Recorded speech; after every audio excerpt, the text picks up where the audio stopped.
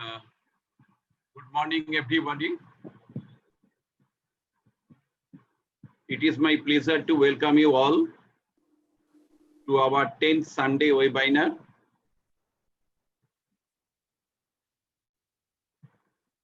This is the logo. I like to share the meaning of this logo.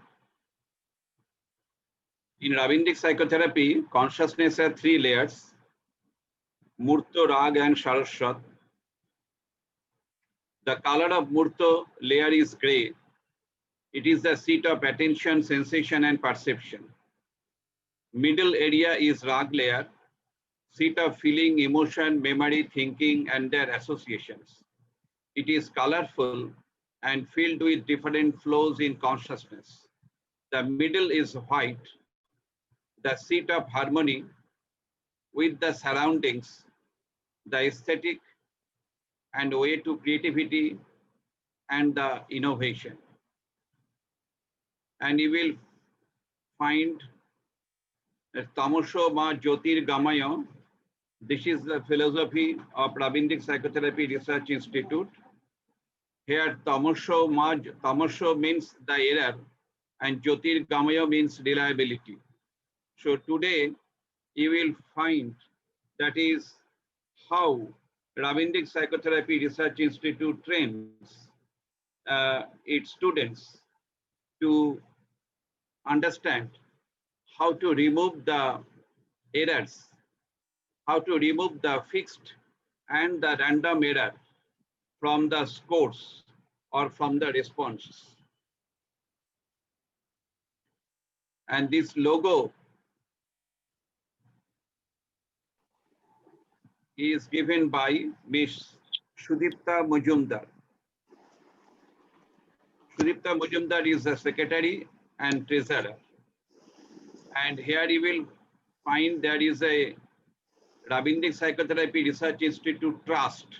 This trust is given by, not given, but printed by Ms. Shomita Chakraborty. Let's have the Rabindra Sangit first.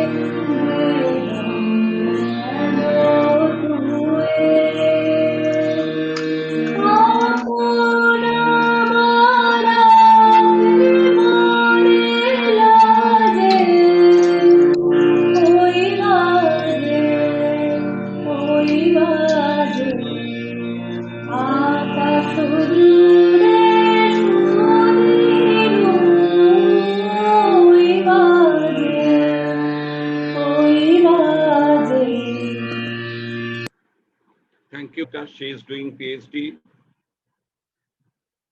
on flow in Rabindra Sangit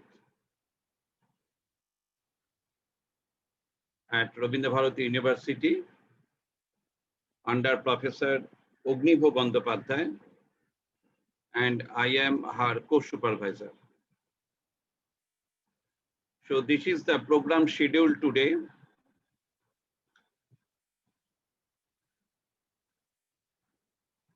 Initially, there will be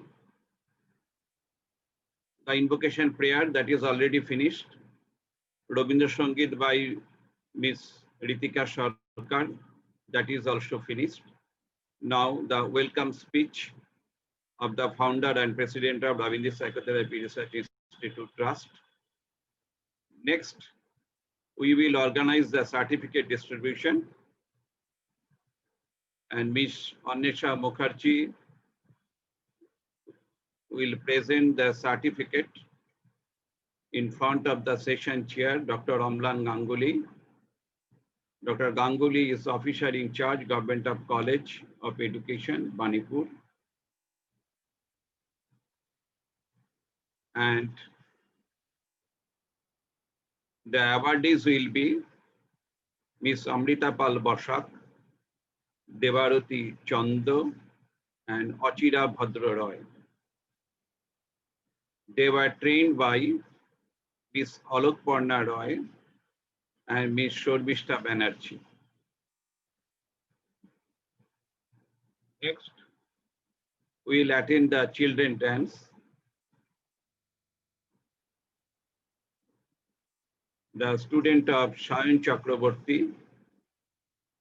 Shayan is teaching the children educational dance. Next, we will see the dance of Amrita Pal Bashak, that is the Rabindra Nitya. After that, there will be one technical session. The first technical session, here the chairperson will be Dr. Amlan Ganguly, and the speaker will be Ms. Irene Chattopadhyay, Department of Psychology, Adams University, Kolkata. Besides, Irene also joined in our course on the career counseling. So Irene is also our student. Her paper will be the face validation of questionnaires, measuring attitude towards environmental sensitivity and recycling. After that, there will be Rabindra Nitya. Next, the final technical session. In that session, the chairperson will be Dr. Pranab Krishna Chando. He is the honorary member of Advisory Committee for Department of Education, North Bengal University. And Dr. Ananda Gopal Ghosh will be the speaker. He will speak on Rabindranath Tagore in Nepalese literature and society. So,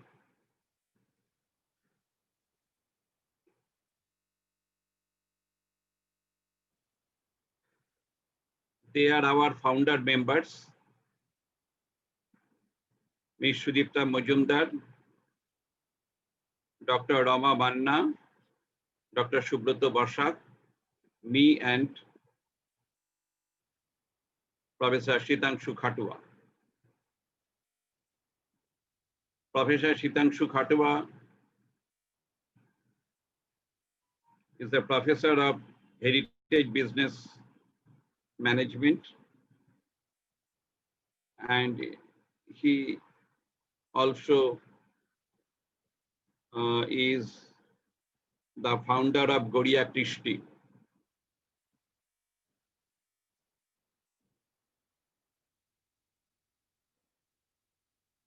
Rabindra Psychotherapy Research Institute Trust was established on 1st July 2018. The trust is educational by nature and to carry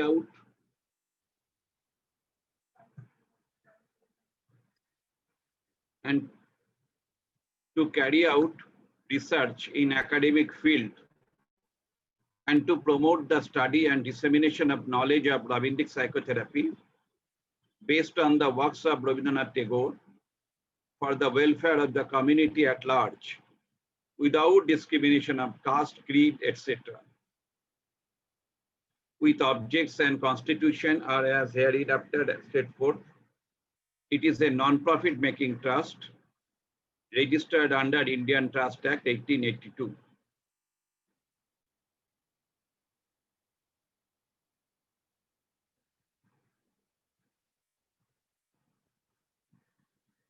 Currently, this institute has more than 100 certified students. This institute is engaged in dissemination of knowledge through academic courses, seminar, and workshop. Today's Sunday webinar is also part of this program.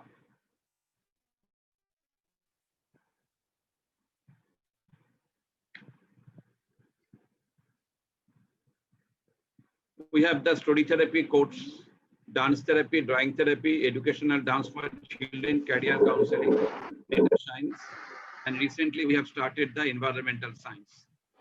And our next plan is to start the forensic psychology. So we are just preparing the syllabus of forensic psychology now.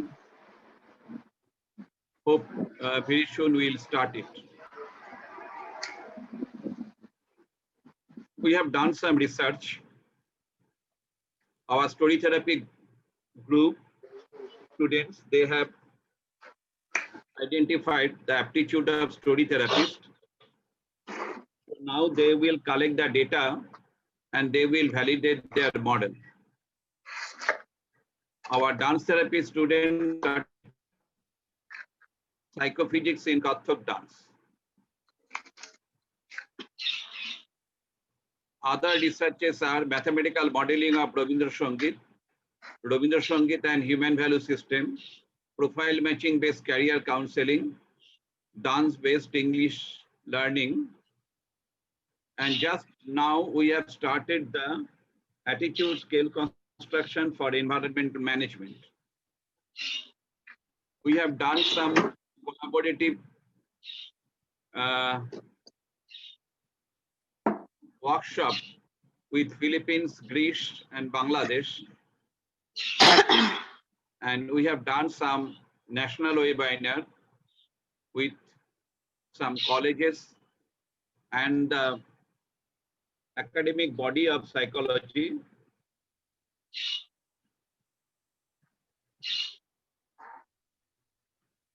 Please do not make any sound.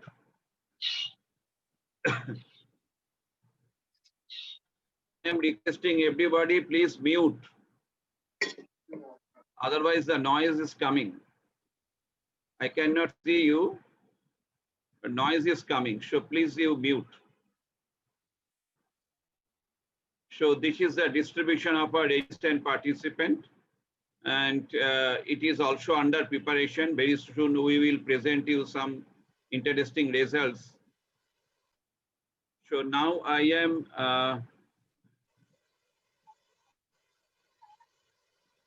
requesting to chair the session for certificate distribution. To chair Professor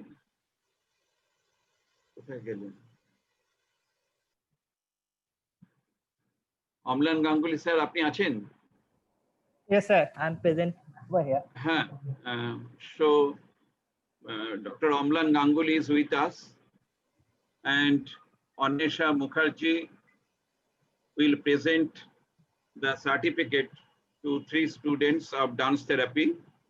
So I am requesting Anisha Mukherjee to say few words about the course and the certificate distribution, please. Anisha? Yes, sir.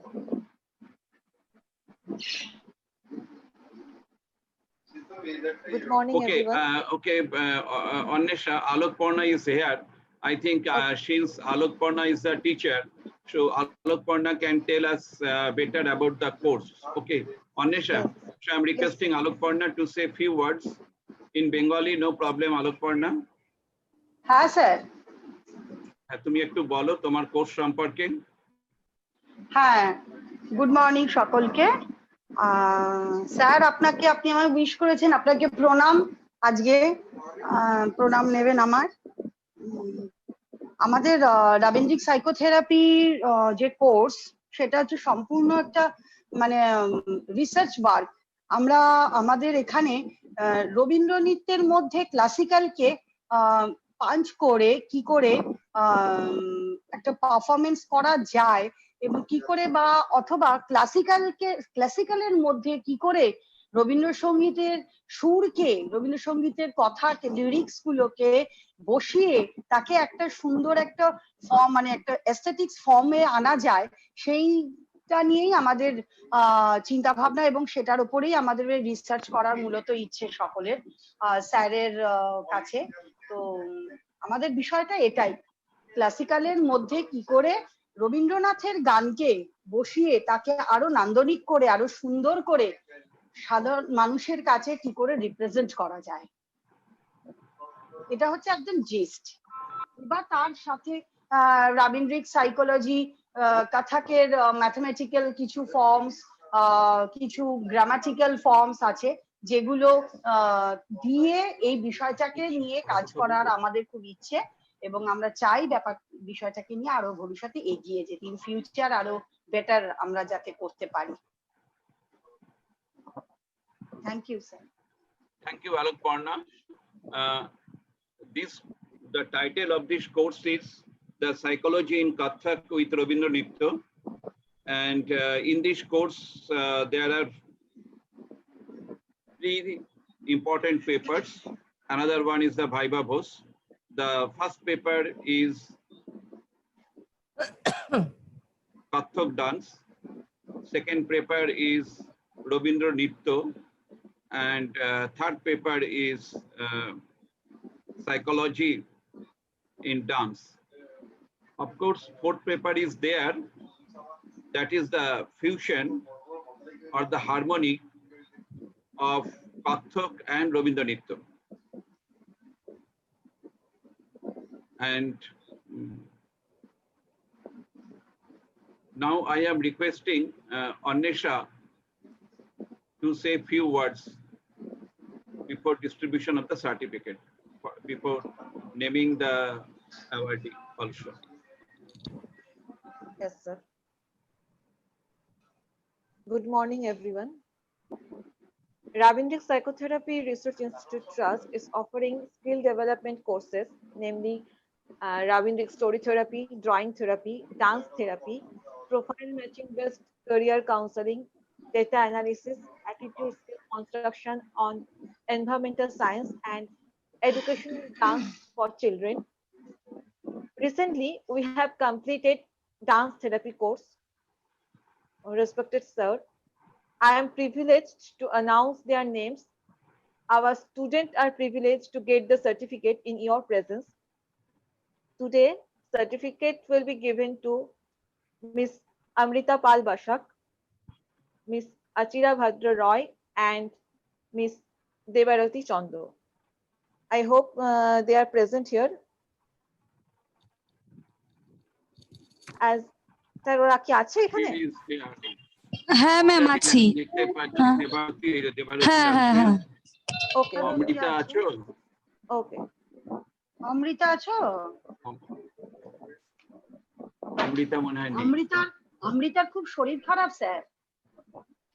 আচ্ছা আচ্ছা, ঠিক আছে, অসুস্থ খুব। ওকে। আচ্ছা। As academic administrator, I charge that in thought, word, and action, you will show yourselves worthy of the certificate. Now, I am requesting Dr. Omlan Ganguly sir, please say few words for our certificate holders. Dr. Omlan Ganguly sir, please. Very good morning to everybody. Respected Professor Debdulal Dutta, the convener of this program, who has invited me. Respected Professor Pranab Chandra, ঠিক আছে sir? May I speak in Bengali or shall I? No problem. No No problem. problem. Okay. আছি Thank you. ভালো হ্যাঁ sir, আপনাকে দেখতে পাচ্ছি। আর যারা আজকে এই অনুষ্ঠানে আর কি যে সমস্ত পার্টিসিপেন্টস পুরস্কৃত হবেন তাদের সকলকে আমি আন্তরিক ধন্যবাদ জানাই। এই প্রতিষ্ঠান একটা অত্যন্ত গুরুত্বপূর্ণ কাজ করে চলেছে বলে আমার মনে হয়েছে। আমার সাথে স্যারের আলাপ এই আমাদের ভার্চুয়াল মাধ্যমের মধ্যে হয়েছে। আমি প্রফেসর ডক্টর দত্ত রায়ের লেখা পড়ি, ওনার অনুষ্ঠানও মাঝে মধ্যেই দেখেছি, কিন্তু সেইভাবে সরাসরি সংযুক্ত হওয়ার ইচ্ছে থাকলেও বিভিন্ন মানে কাজের চাপে আমি অংশগ্রহণ করতে পারিনি। কিন্তু সঙ্গীতের প্রতি এই যে রবীন্দ্রসঙ্গীত আমি ব্যক্তিগতভাবে আমার কণ্ঠে ধারণ না করতে পারলেও গীতবিতানের কথাগুলো পড়ি না বা সঞ্চয়িতার পাতা উল্টাই না, এরকম একটা দিনও হয় না। রবীন্দ্রসঙ্গীত তথা নৃত্যের প্রভাব যে তার উপরে এই প্রতিষ্ঠান দীর্ঘদিন ধরে কাজ করে চলেছে এবং আরো ভবিষ্যতেও কাজ করবে, এর মনস্তাত্ত্বিক দিক, এর ফিজিওলজিক্যাল প্রভাব, এই সম্পর্কে গবেষণা সেই অর্থে আমরা খুব বেশি দেখি না। আমি কয়েকদিন আগেই স্যারের সাথে এই নিয়ে দীর্ঘ আলোচনা করছিলাম এবং কিছুটা তর্কও করছিলাম যে সত্যি এর প্রভাব কতটা এস্টাবলিশ করা যায়। তা উনি সুন্দর করে ব্যাপারটা আমাকে বুঝিয়েছেন এবং এই ধরনের গবেষণা আরো যত হবে আমার মনে হয় আমরা আরো উপকৃত হব। আর বেশি আমার বক্তব্য এই মুহূর্তে দীর্ঘায়িত করছি না। আজকে পার্টিসিপেন্ট যারা পুরস্কৃত হবেন তাদের সকলকে আমার আন্তরিক শুভেচ্ছা ও ধন্যবাদ। Thank you sir. Professor Ganguly, thank you sir. আপনি এত সুন্দরভাবে বললেন বলে we are grateful to you. আমি একটু অচিরা এবং দেবারতীকে রিকোয়েস্ট করব যদি তোমরা কিছু বলো, তোমাদের অনুভূতি যদি কিছু শেয়ার করো। এখানে ম্যাডামও রয়েছেন, আমরা সবাই আছি। অচিরা আছো? তোমাদের গ্রুমিং করেছিলাম সেটা তোমরা বলতে পারো। অচিরা, অচিরা আর ইউ হিয়ার? হ্যাঁ ম্যাম আছি। হ্যালো। আচ্ছা আচ্ছা, হ্যাঁ বলো, তোমার অভিজ্ঞতা বলো একটু, অল্প একটু করে।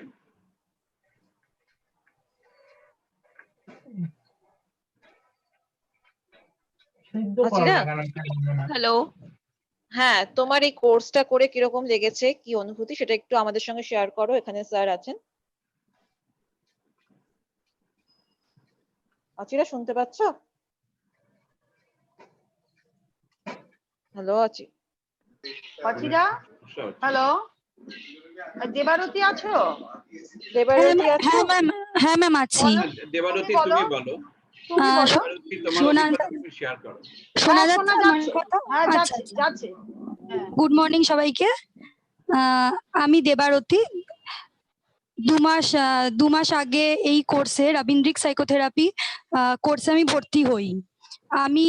আমার ব্যাকগ্রাউন্ডটা সাইকোলজি হলেও আমি কোনোদিনই নাচ শিখিনি। তো প্রথম যখন কোথাও একটা নাচের সুপ্ত ইচ্ছা ছোট থেকেই ছিল, কিন্তু হয়ে ওঠেনি কোনোদিনই নাচ শেখার। সেভাবে নাচটা নিয়ে কোনোদিন ভাবিও নি। কিন্তু স্যারের যখন মানে ফেসবুকে আমি সোশ্যাল মিডিয়ায় যখন দেখলাম যে এই অ্যাডটা বেরিয়েছে, প্রথমে একটু ইন্টারেস্টেড হয়ে স্যারের সাথে যোগাযোগ করেছিলাম। তো স্যার বলেছিলেন যে হ্যাঁ এরকম করছি আমরা। তো তারপরে সেই নাচটা যেহেতু আমি একদমই জানতাম না, সেভাবে এগোনোর কোনো সাহস পাচ্ছিলাম না, যে নাচটা না জেনে কি করে আমি এগোবো, আমাকে কিভাবে তৈরি করবেন ওনারা। তৈরি করা, একজন স্টুডেন্টকে তৈরি করাটা সহজ হয়, আর যে একদমই জানে না নাচের মতো জিনিস তাকে তৈরি করাটা অনেকটাই ডিফিকাল্ট। তো তারপরে যোগাযোগ হয় আমার আলোকপর্ণা ম্যামের সাথে। ম্যামের ওই এনকারেজ করা, মোটিভেশন, মানে সাহস যোগায় আমায়। তারপরে আমি ভর্তি হই শেষ পর্যন্ত কোর্সটাতে। এরপরে মানে অনলাইনে যে এত ভালো শেখানো যায়, অনলাইন ক্লাস সম্বন্ধে আমার সেরকম কোনো এক্সপিরিয়েন্স ছিল না। অনলাইন ক্লাসেও যে একটা নাচ না জানা কাউকে এভাবে নাচ শেখানো যায়, সাইকোলজিটা তো স্যার শিখিয়েছেন, শেখানো যায় এভাবে, এগুলো সত্যি আমি জানতাম না। তো 2 মাস কোর্সটা করেছি, প্রচন্ড স্যাটিসফাইড। নাচ করার পর যে আগে শুনতাম যে নাচের পর নিজেদের মধ্যে একটা খুব রিলিফ লাগে, স্ট্রেস ফ্রি লাগে, ভালো লাগে বেশ একটা। তো সেই জিনিসগুলো নিজেকে ফিল করতে পেরেছি। রাবীন্দ্রিক সাইকোথেরাপি জিনিসটা কি আগে শুধু দেখতাম যে হ্যাঁ নানা রকম কিছু আপডেট দিচ্ছেন স্যার, কিন্তু আসলে রাবীন্দ্রিক সাইকোথেরাপি যে লেয়ার গুলো সেগুলো জিনিসটা কি, আমাদের ওপর কিভাবে কি এফেক্ট ফেলছে, নাচটা যে এতটা গুরুত্বপূর্ণ হতে পারে, সেই জিনিসগুলো 2 মাসে শিখেছি, একটু খুব সামান্য শিখেছি। নেক্সট লেভেলটাতে সত্যিই যেতে চাই, স্যারকে বারবার করে বলেছি স্যার তাড়াতাড়ি শুরু করবেন নেক্সট লেভেলটা। তো এইটুকুই, আর কি বলবো, মানে এক কথায় ভীষণ ভালো লেগেছে, প্রচন্ড ভালো লেগেছে। এখন নেক্সট লেভেলটা যাতে ভালো করে যেতে পারি সেই জন্য সেই অপেক্ষায় আছি। পরীক্ষা দিয়েছি পরশুদিনকে, রেজাল্টের অপেক্ষায় আছি কিরকম হয়েছে।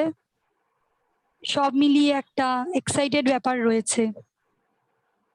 আচ্ছা, ধন্যবাদ Debarati. Thank you sir, thank you সুন্দরভাবে ম্যাম। তুমি আমাদের কোর্স সম্পর্কে বলেছো। কোর্সে really we are very much thankful to you for your self development. Actually doctor Ganguly, এটা সত্যি আপনার কাছে অবাক লাগবে যে আমি নিজের চোখে দেখেছি যে একটা মানুষ নিজেকে কিভাবে তিল তিল করে তৈরি করে, সেটা আমি কেয়ারফুলি অবজার্ভ করেছি। ওদের নাচগুলোকে আমি দেখতাম, বিশেষ করে দেবারতীর নাচকে আমি ফলো করেছি। আমি দেখেছি যে সেলফ গ্রুমিং এই জিনিসটা কাকে বলে, সেটা ওর কাছে সত্যি শিক্ষণীয়। আর ডেফিনেটলি আলোক পর্ণার তো তুলনাই হয় না। ও কনস্ট্যান্ট যে ওর ইন্সপিরেশন, কনস্ট্যান্ট এনকারেজমেন্ট, সেইটা আমার কাছে খুব ভালো লেগেছে। ওকে, থ্যাংক ইউ এভরিবডি। এই সার্টিফিকেট সেশন আমাদের শেষ হলো। এইবারে আমরা নেক্সট সেশনে চলে যাচ্ছি।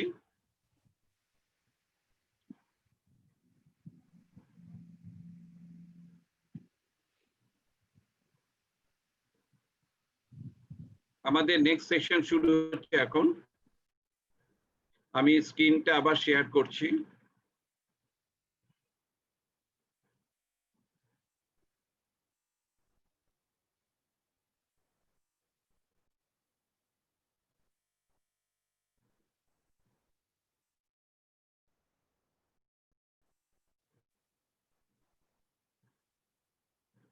তার আগে একটু ছোট ছোট বাচ্চাদের নাচ আমরা একটু দেখি, তারা কেমন ভাবে ভোকাবুলারি শিখেছে, বডি পার্টস কেমন ভাবে তারা শিখেছে নাচের ভেতর দিয়ে, সেগুলো একটু দেখে নিই। এডুকেশনাল ডান্স ফর চিলড্রেন, এটা আমাদের একটা কোর্স আছে। সায়ন চক্রবর্তী তার একাডেমিক অ্যাসিস্ট্যান্ট, আদৃতি দাস এবং আশ্রেয়া সর্দার তারা নৃত্য প্রদর্শনী করছে।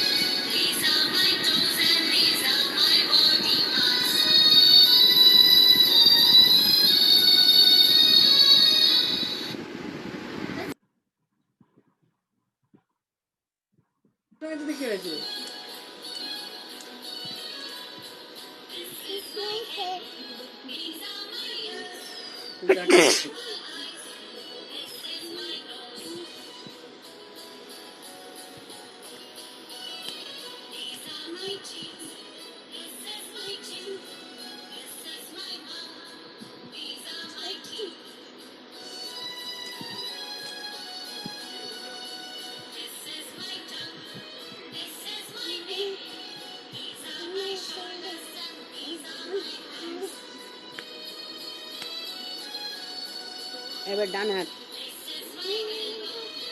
ঠিক আছে।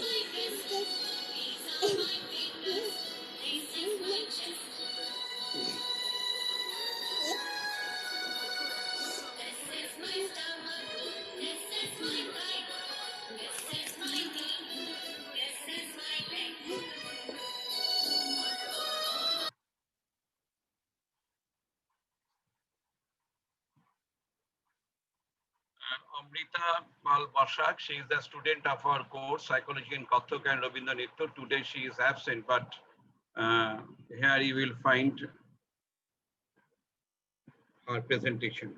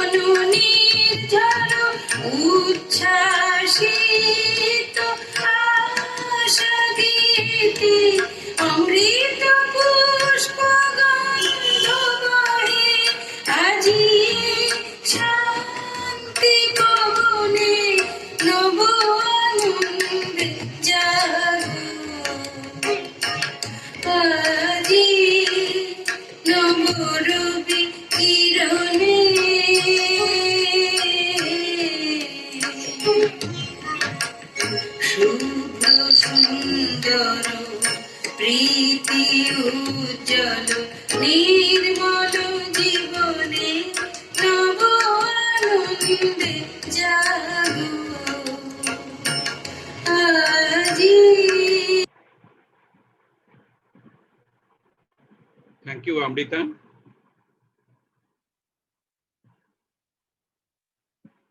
Now, I am going to start the technical section 1. So this is my caveat. Rabindranath Tagore in Shilaidaho has given special importance on survey research method. And we know that is, he encouraged Professor Prashant Chandra Mahalanavish on this area. And Professor Mahalanavish, he gave special importance on the survey research, and he started this Indian Statistical Institute. And there is one branch that is the National Sample Survey Organization. And Tagore has given importance on this survey research because Tagore has thought that survey research findings can be useful for the reconstruction of the society. And questionnaire is important tool for survey research.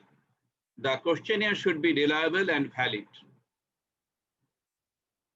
So that is the most important part of the questionnaire quality.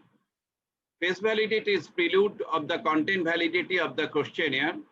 Currently, the Institute has started one course on attitude skill construction in environmental management. Hope today's lecture will be useful for them. So now I am requesting Professor Amlan Ganguly to chair this session, technical session. It is the brief profile of Professor Ganguly. Professor Ganguly is officer in charge, Government College of Education, Banipur, North 24 Parganas.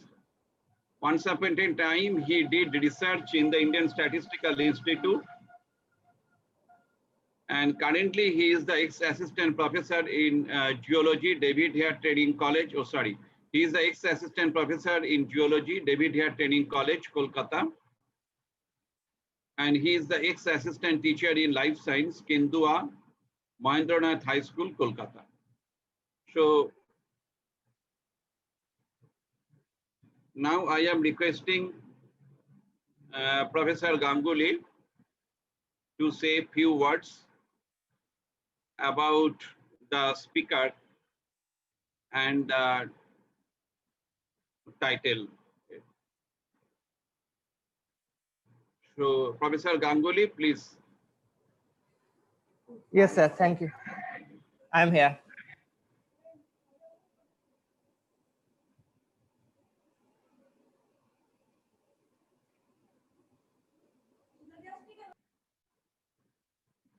Professor Ganguly, Yes, শুনতে sir. পাচ্ছেন? হ্যাঁ, শুনতে পাচ্ছি। Yes. হ্যাঁ, Yes, sir. এবার আপনি এই চেয়ারটাকে session করবেন। নিশ্চয়ই, তো নিশ্চয়ই। আপনি স্পিকার সম্পর্কে একটু বলবেন। স্পিকারের অ্যাবস্ট্রাক্টটা নিয়ে এগুলো সব আপনাকে পাঠানো হয়েছে, আপনি মনে হয় পেয়ে গেছেন। আপনি বলুন, তারপরে স্পিকারকে ইনভাইট করবেন, তারপরে স্পিকার টকটা দেবে। টকের পরে যদি আপনাদের কারো কোনো প্রশ্ন থাকে আপনারা করবেন, প্লাস প্রফেসর গাঙ্গুলি নিজেও প্রশ্ন করবেন। Okay, now we are going to start our technical session, first technical session, where the name of the speaker is Irene Chattopadhyay. Am I right, sir? Irene Chattopadhyay. Yes, yes, sir. Yes, sir. Okay, and her topic of presentation is face validation of questionnaire measuring attitude towards environmental sensitivity. And she is now studying in Adamas University. She's pursuing in psychology, postgraduate in psychology. Am I right, Irene? Yes, sir. I'm pursuing my master's. Master's in psychology. Yes, sir. So please start your presentation. Sure, sir. Sir আমাকে screen share করার অ্যাক্সেসটা দিন না। হ্যাঁ, দিচ্ছি।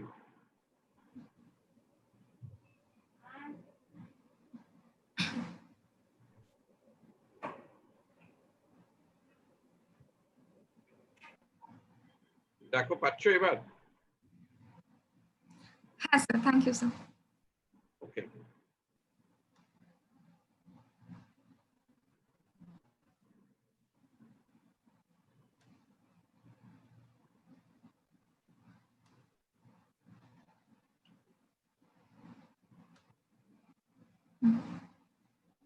Sir, is my screen visible? Yeah. Yes, visible. Okay, sir. Good morning, respected chairperson, dignitaries, and my fellow participants. My name is Irene Chattopadhyay, and I am a second-year master's student from the Department of Psychology at Adams University. Now, I'm also a student of the Rabindra Psychotherapy Research Institute Trust. Today, I'll be presenting a joint research paper along with Dr. Debdulal Dutta Roy sir, which is titled Face Validation of Questionnaires Measuring Attitude Towards Environmental Sensitivity and Recycling. Before I start, I would like to thank Adams University for providing me the opportunity to pursue this research. I would also like to extend my infinite gratitude to the Rabindra Psychotherapy Research Institute Trust for giving me this platform to showcase my research. And I would also like to take this opportunity to express my deepest sense of gratitude to my supervisor, Dr. Debdulal Dutta Roy, for his constant support and guidance throughout the study. Now, coming back to my title, which was Face Validation of Questionnaires Measuring Attitude Towards Environmental Sensitivity and Recycling.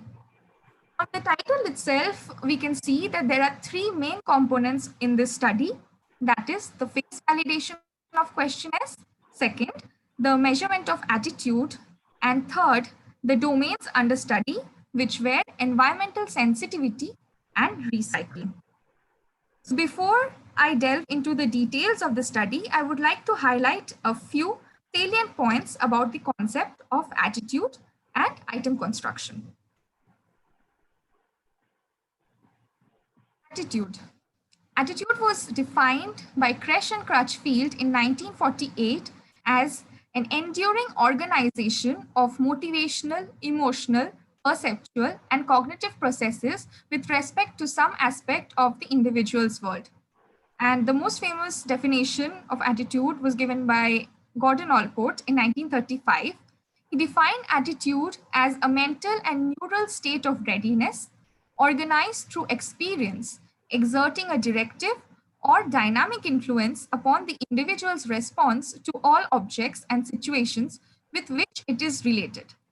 And in the current study, we will be defining attitudes as it was defined by Edwards in 1969 as the degree of positive or negative affect associated with some psychological object. Next, we come to the components of attitude. Attitude has three components.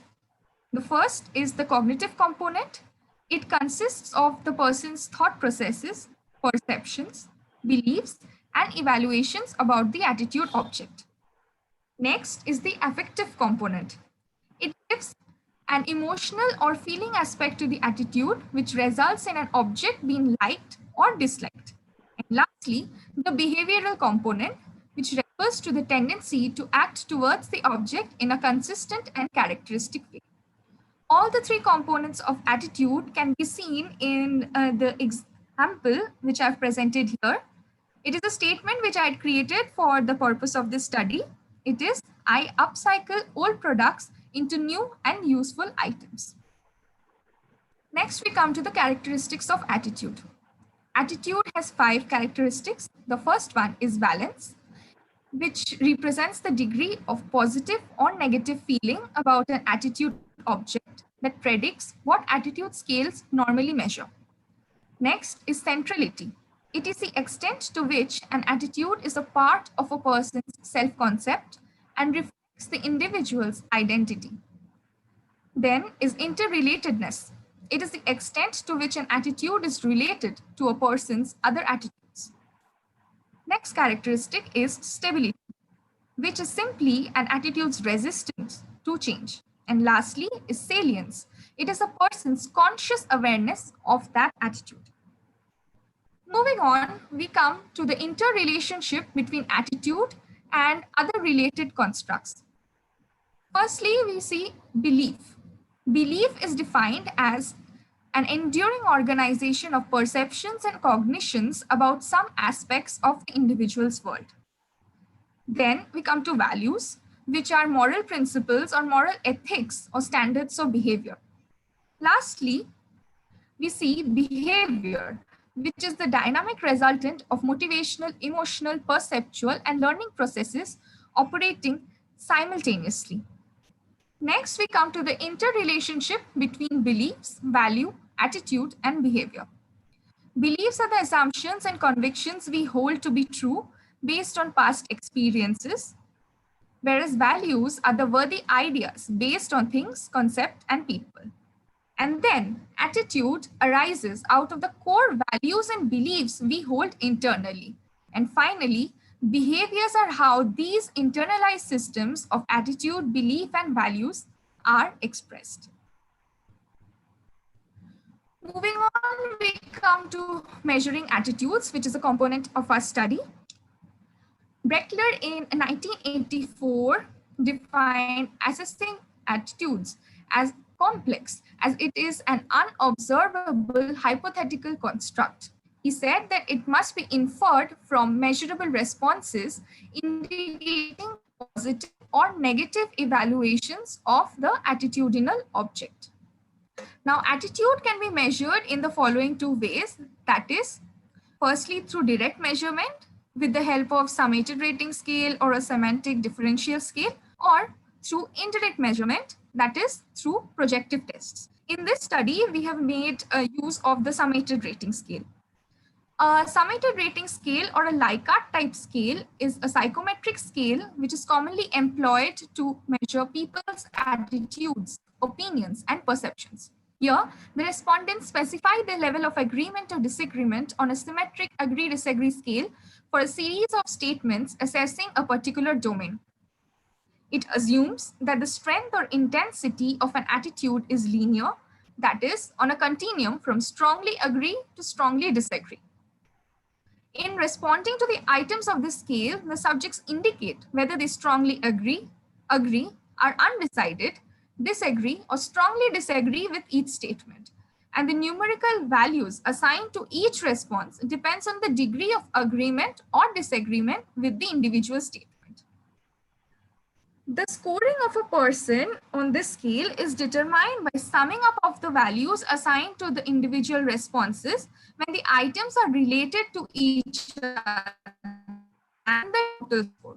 And since we are summing up the values to find the final score of a person on this scale is known as the summated rating scale. Next, we come to the precautions while constructing items.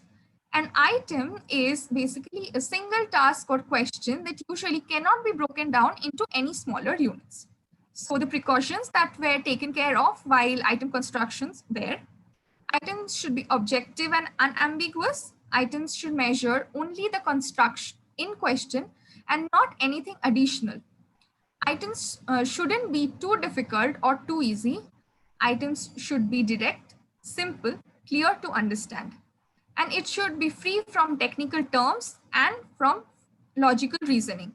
Double negatives and controversial items should be avoided, and items should possess only one principal clause and no subordinate clauses. And lastly, items should be discriminating enough. Then we come to the next component in our study, which is assessing face validity and the techniques for item judgment. A questionnaire should be reliable and valid in order to get good results for decision making. Content, construct, and predictive validity are the major techniques for measuring validity, and face validity is the prelude of content validity. Face validity is the internal validity of the test. Holden in 2010 defined face validation as the appropriateness, sensibility, or relevance of the test and its items as they appear to the person answering the test. Usually, face validity is measured by asking people to rate the validity of the items on a rating scale as it appears to them, that is through relevance judgment or by the use of the Q-sort technique. The Q-sort technique is basically a symmetric study of the participants' viewpoints. It is used to investigate the perspectives of participants who represent different stances on an issue by ranking or sorting the series of items. The Q-sort uses quantitative judgments of the researcher in finding the problem, developing statements, and selecting participants. And it also uses quantitative techniques for further analysis. Next, we come to relevance judgment. Here, the experts look at the items in the questionnaire and assess whether the text is a valid measure of the concept which is being measured, just on the face of it, which means that they are evaluating whether each of the measuring items matches any given conceptual domain or the construct. Moving forward, I present the rational study.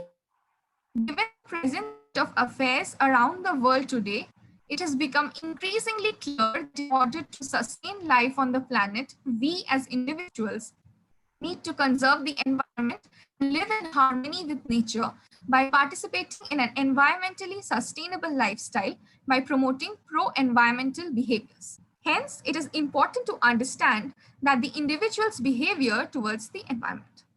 As behavior is an expression of the internalized system of attitudes, beliefs, and values towards a particular object, person, or thing, knowing a person's attitude can help us predict their behavior.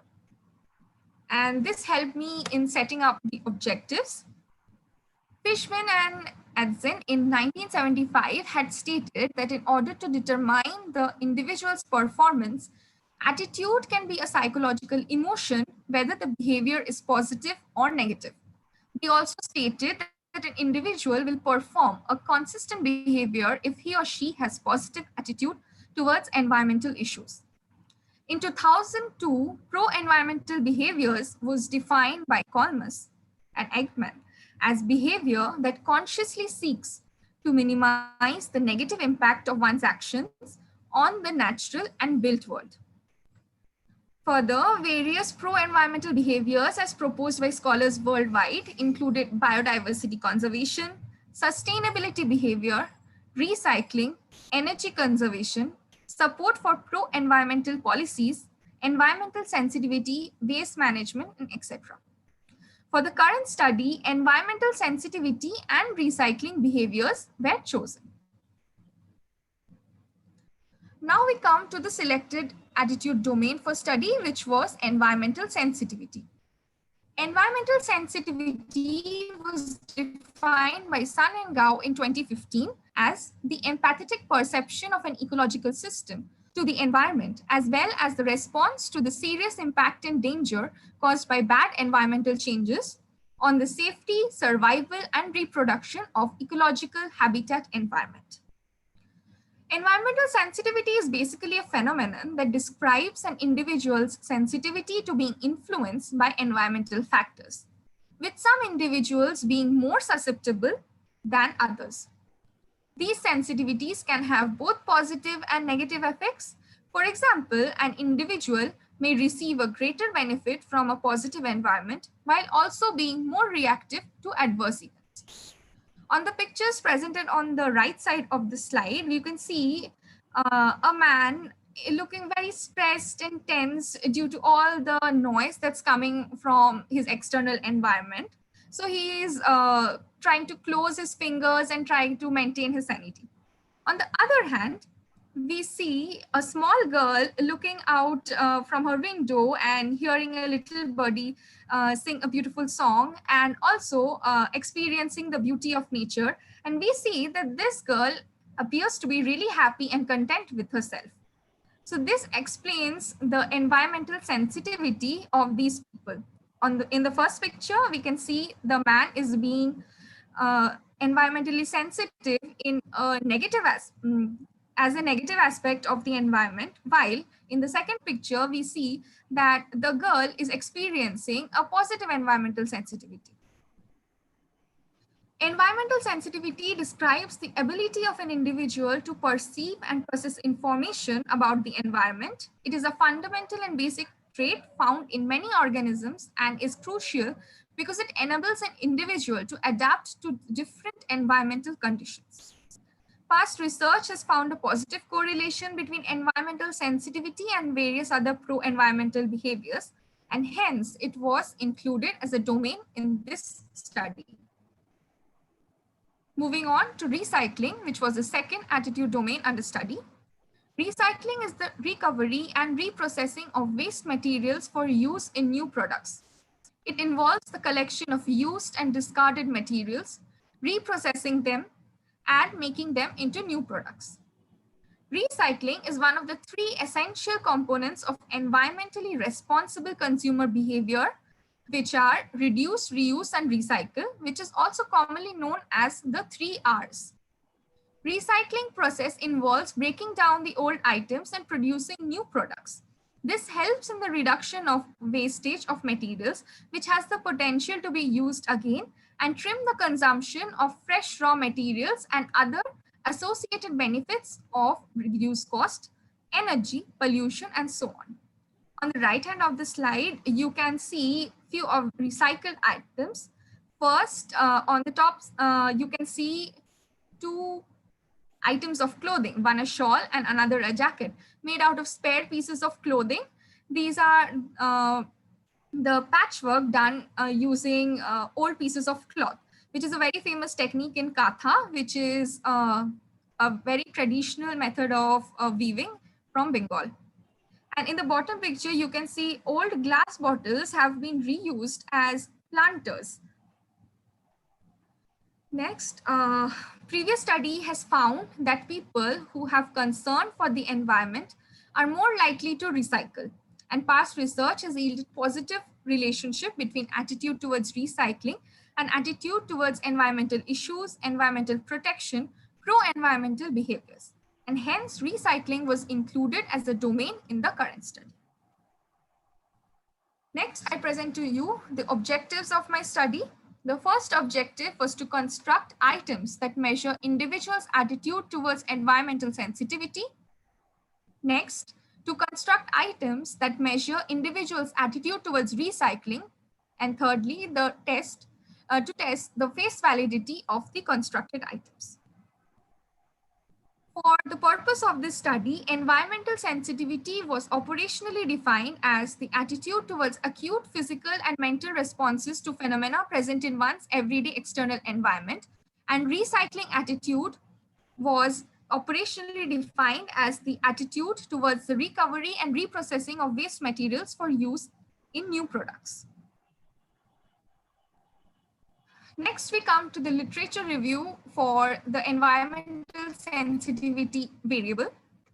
Ling Kyong in 2018 studied the relationship between ecological worldview, environmental sensitivity, personal norms, and pro-environmental behavior in the child population of urban China.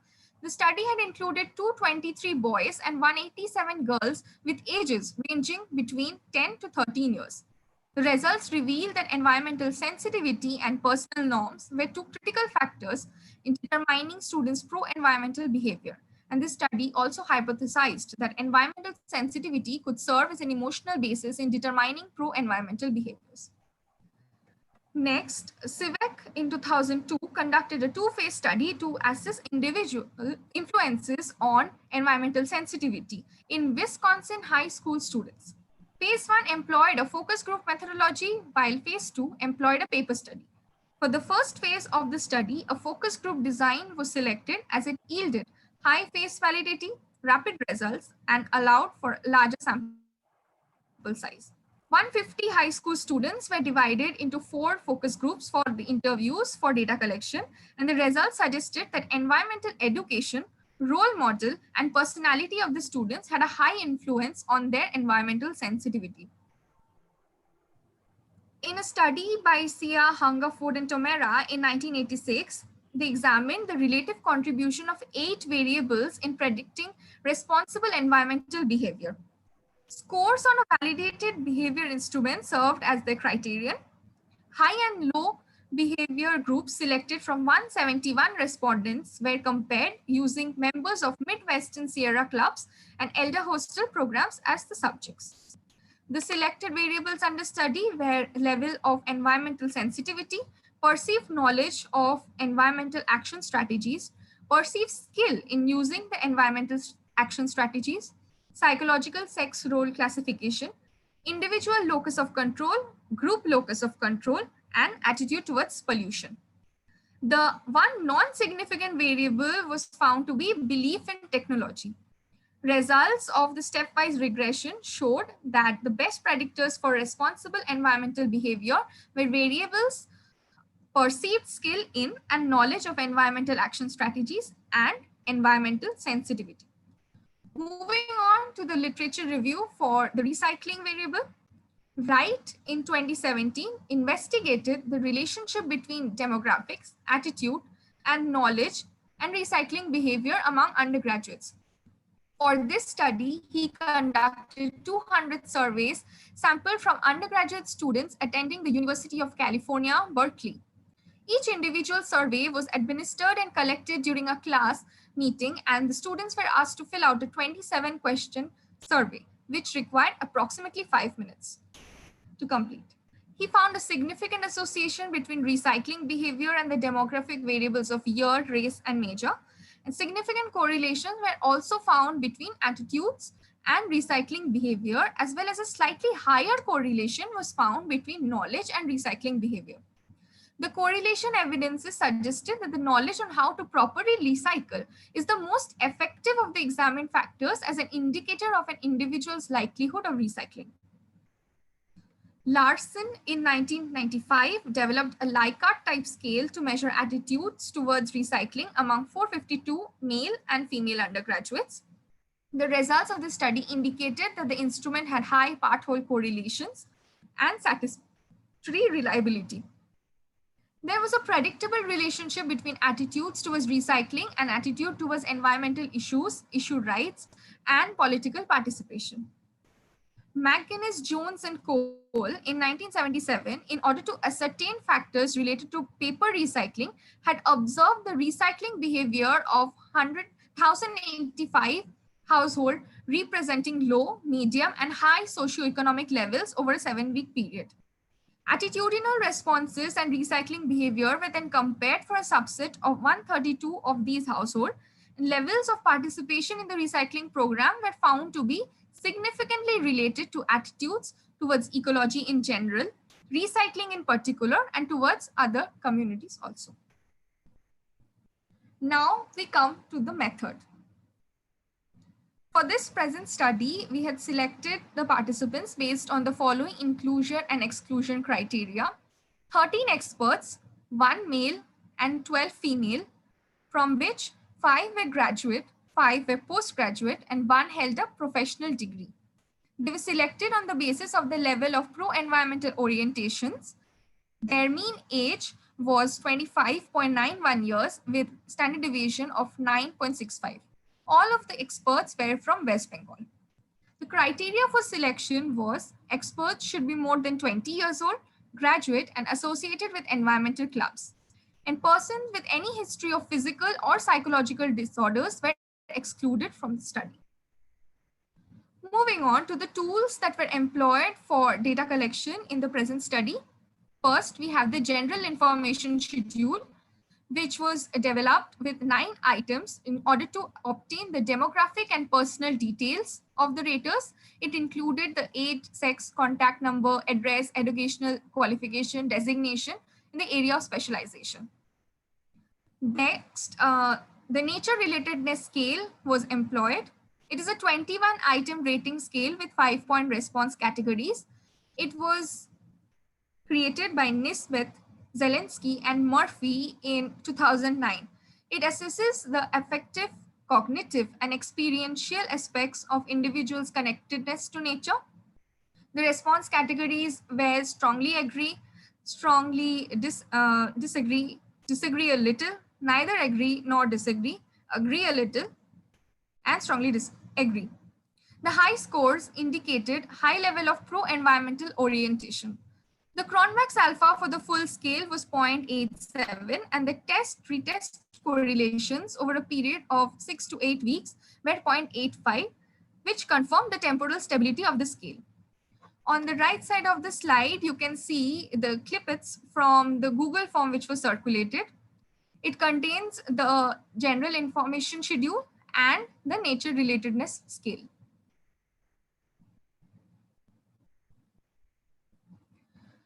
The next scale which was employed was the environmental sensitivity scale. It is a rating scale with 10 items and 5-point response categories ranging from very low to very high matching. Was constructed for the study to assess attitudes towards acute physical and mental responses to phenomena in one's everyday external environment. And the description of the psychometric properties of the scale is presented in the results section. Next, we come to the recycling scale. 10 items rating scale with 5-point response categories ranging from very low to very high matching was constructed for the study to assess attitudes towards the recovery and reprocessing of waste materials for use in new products. This test, the description of this test is also given in the results section. Next, we come to item construction.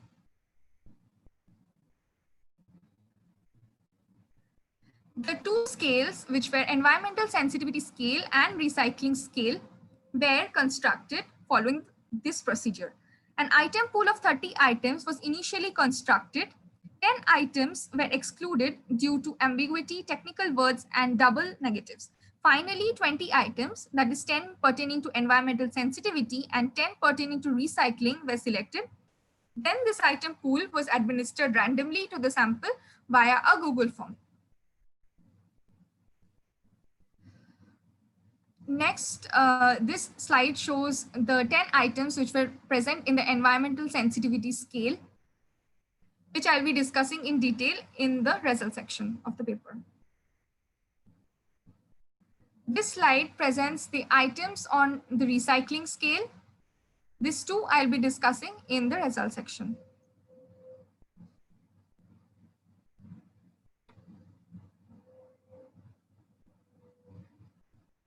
Next, we come to the procedure which was employed for the present study.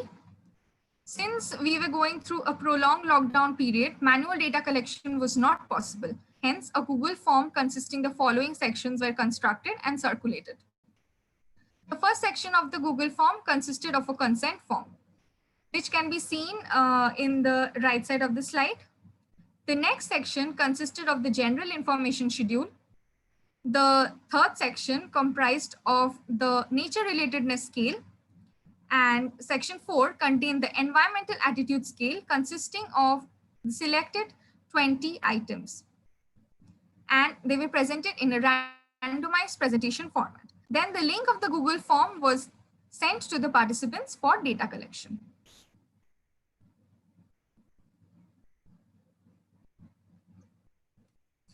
Next, we come to the statistical tools which were employed in the present study.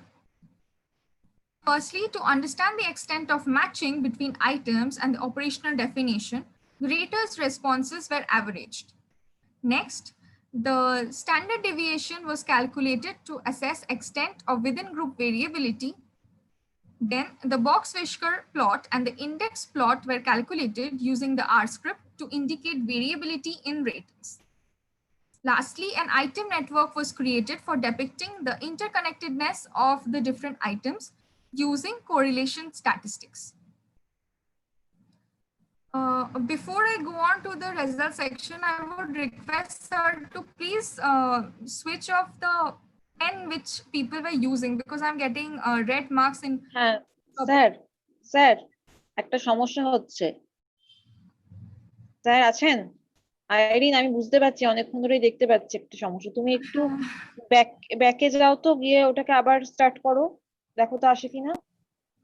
আমার স্ক্রিনে কিন্তু এখনো red lines গুলো visible আছে। আমি কি আবার screen share করব বন্ধ করে? হ্যাঁ, তুমি ওটাকে খুলে ফাইলটাকে আবার ওপেন করে দেখো না একটু। হ্যাঁ।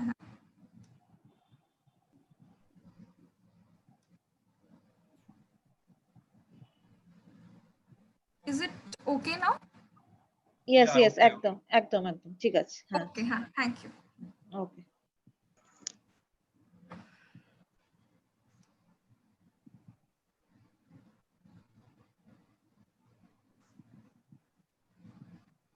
Okay, now moving forward to the result section of this study.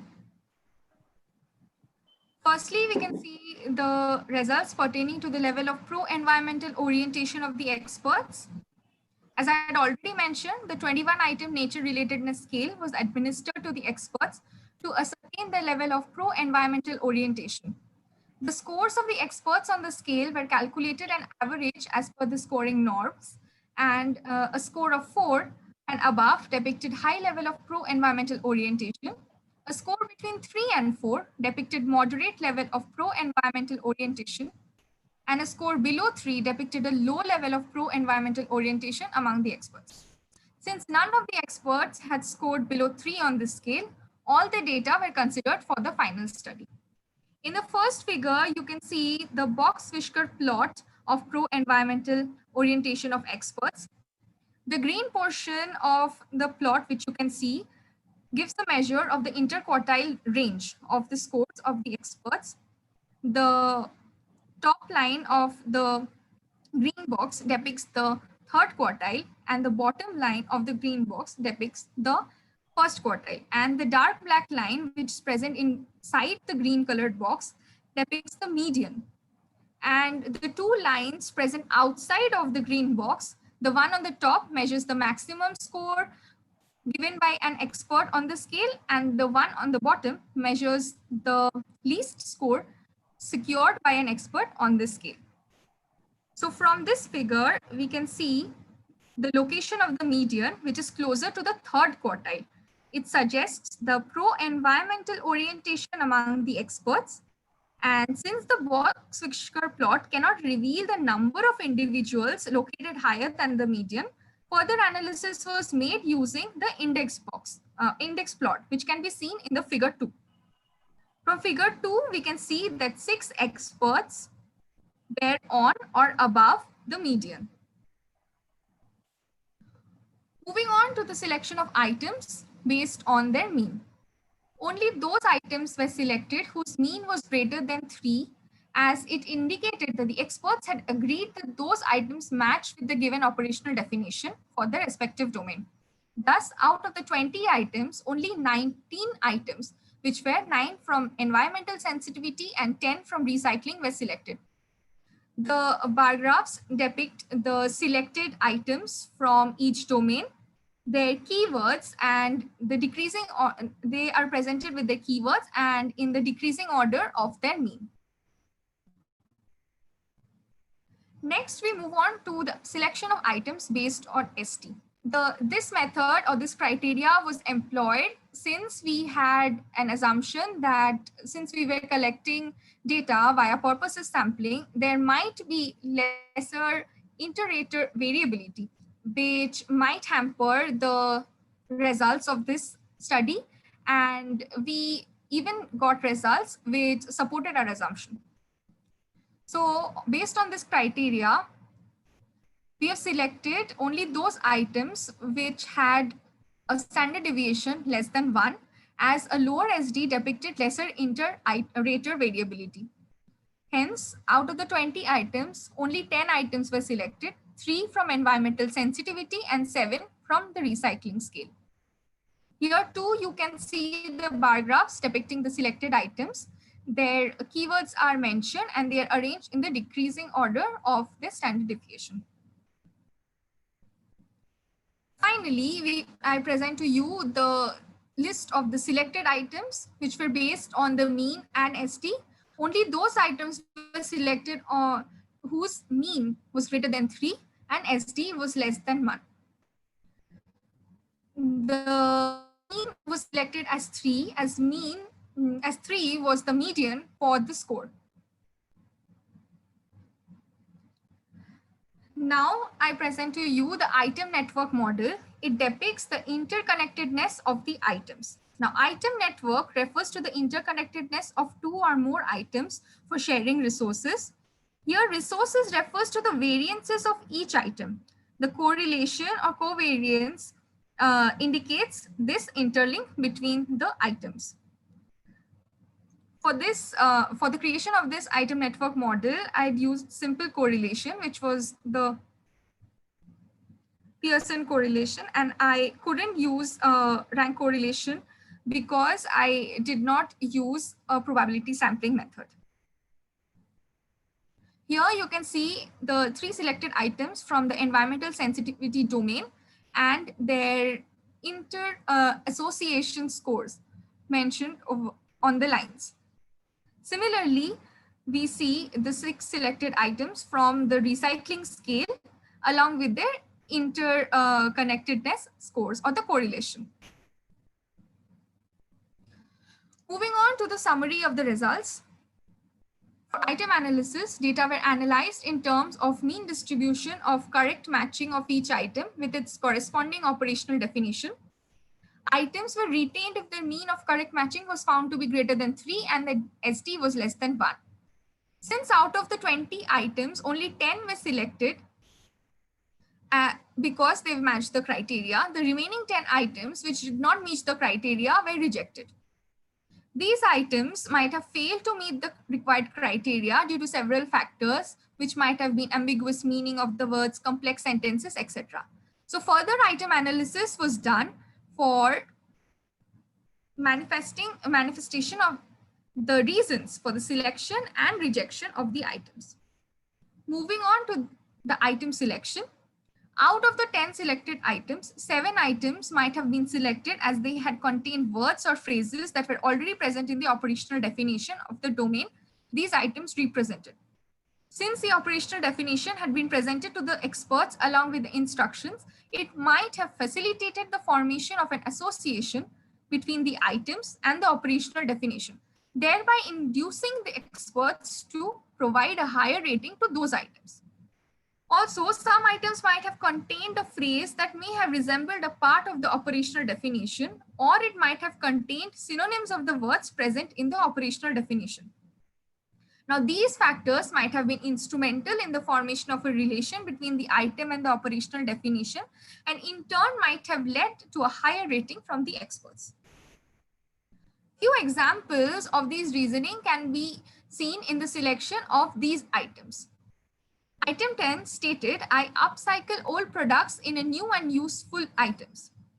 It contained a phrase similar to the part of the operational definition, and it also contained a synonym of the domain name itself. Item 11, which stated that I believe recycling reduces the consumption of new raw materials, was selected as it too contained a phrase similar to a part of the operational definition. And item 4, which stated that I prefer using products that are sustainable, contained the word sustainable, which is a synonym of a word already present in the operational definition. Next, we see the item rejection. Items were rejected as they did not form any association between themselves and the operational definition, and hence were unable to garner higher ratings from the experts.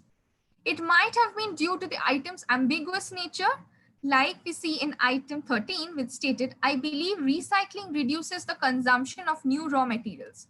Or it might have been due to the complex nature of an item, which can be seen in the rejection of item 18, which stated that it is important for me that a business I'm associated with has recycling services. Item 18 might also have led to cognitive taxation on the part of the experts, which led them to erroneous comprehension of the item and hence induced them to provide a lower rating to the item.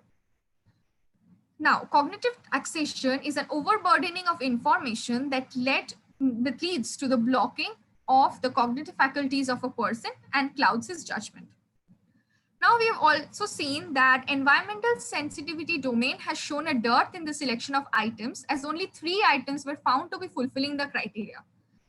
This might have been due to the ambiguity presented by the operational definition, which somehow failed to provide a clear understanding of the domain to the experts. Lastly, we have seen that for several items, the mean of matching with operational definition was very high. But since the standard deviation failed to meet the required criteria, the items had to be rejected. This might be attributed to the very low number of participants in the present study. Next, we move on to the very important component of our study, which was the face validity of the constructed items. Now, face validity refers to the internal validity of the test, and usually it is measured by asking people to rate the validity of the items on a rating scale as it appears to them, which is through relevance judgment or by the Q-sort technique. But in this study, validity was measured by focusing more on the intensity or extent of relevance judgment rather than the frequency of the people who judge the items. And the results indicated that the experts consistently selected items which contain words already present in the operational definition. This in turn suggested a good face validity and high intensity of the items' relevance to the operational definition. Items having keywords recycling, sustainability, conservation received a higher mean. It was also noted that the items which complemented the operational definition yielded a higher average rating and lower within group variability among the experts, thus depicting a good internal consistency of the items. The few takeaways from the study were the items that matched highly with the operational definition were selected by the majority of experts. The items were highly affected by the wording and sentence construction. The rules for item construction should be strictly followed for the creation of the research of items for future research. Lastly, the experts consistently selected items which contain words already present in the operational definition, thereby suggesting good face validity and high intensity of items' relevance to the operational definition. Now we'll talk about the implications and future research.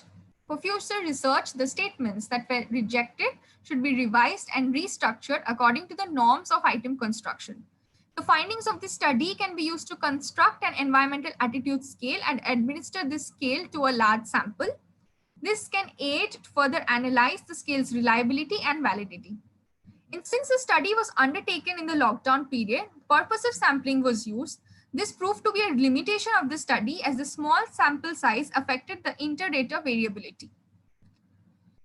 And finally, to conclude, the face validity of the items distinctly depended on the structure and terminology of these statements, and the statements that matched highly with the operational definition showed high face validity. This brings me to the end of my presentation. Thank you.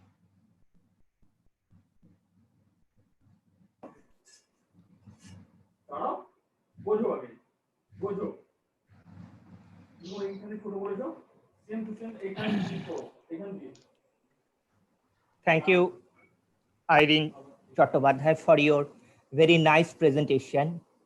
You have beautifully explained the objectives of your study and the entire protocol that you have followed for this particular study named as face validation of questionnaire, quote unquote, face validation of questionnaire measuring attitude towards environmental sensitivity and recycling.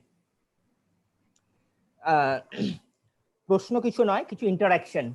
Irene, Sure, sir. Are you audible to me? Yes, sir. Yes, sir. Okay. Thank you.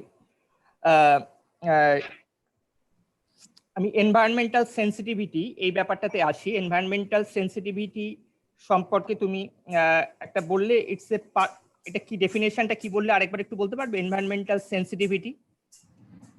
হ্যাঁ sir, বলো একটু।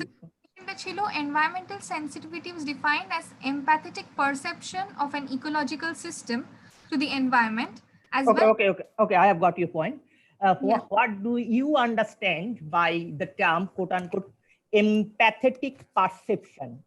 What does it mean actually? Empathetic perception. Can you please? Empathy means the ability to share the feelings of another. So basically empathetic perception would deal with the person's feelings towards certain phenomena of the environment. Okay. Since you are from the discipline of psychology, can you please explain the term perception? Yes, sir, sure. Please. What does perception mean? Sir, perception, see, firstly, we sense an item, and when we are leaning to that sensation, we perceive that item. perception is the attachment of meaning to a sensation. Very good, very good. Meaningful sensation may be termed as perception. Okay.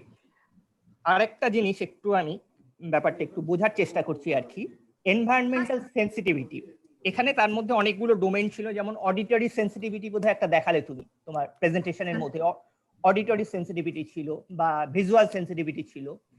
My question বা মাই মানে understanding, এই environmental sensitivity is it subjective or objective? মানে ধরা যাক আমি এইভাবে ভাবার চেষ্টা করছি, পার্টিসিপেন্টসরা আপনারা শুনুন। ধরুন অডিটরি সেন্সিটিভিটি যদি হয়, পার্টিকুলার একটা ডেসিবেলের ফ্রিকোয়েন্সির ওপরে আমাদের একটা আমরা যেটাকে বলি নয়েজ বা আনওয়ান্টেড সাউন্ড। এখন এই আনওয়ান্টেড সাউন্ড বা নয়েজ এটা কি সাবজেক্ট ওয়াইজ ভ্যারি করে, নাকি ইট ইজ একটা ইউনিভার্সাল ব্যাপার?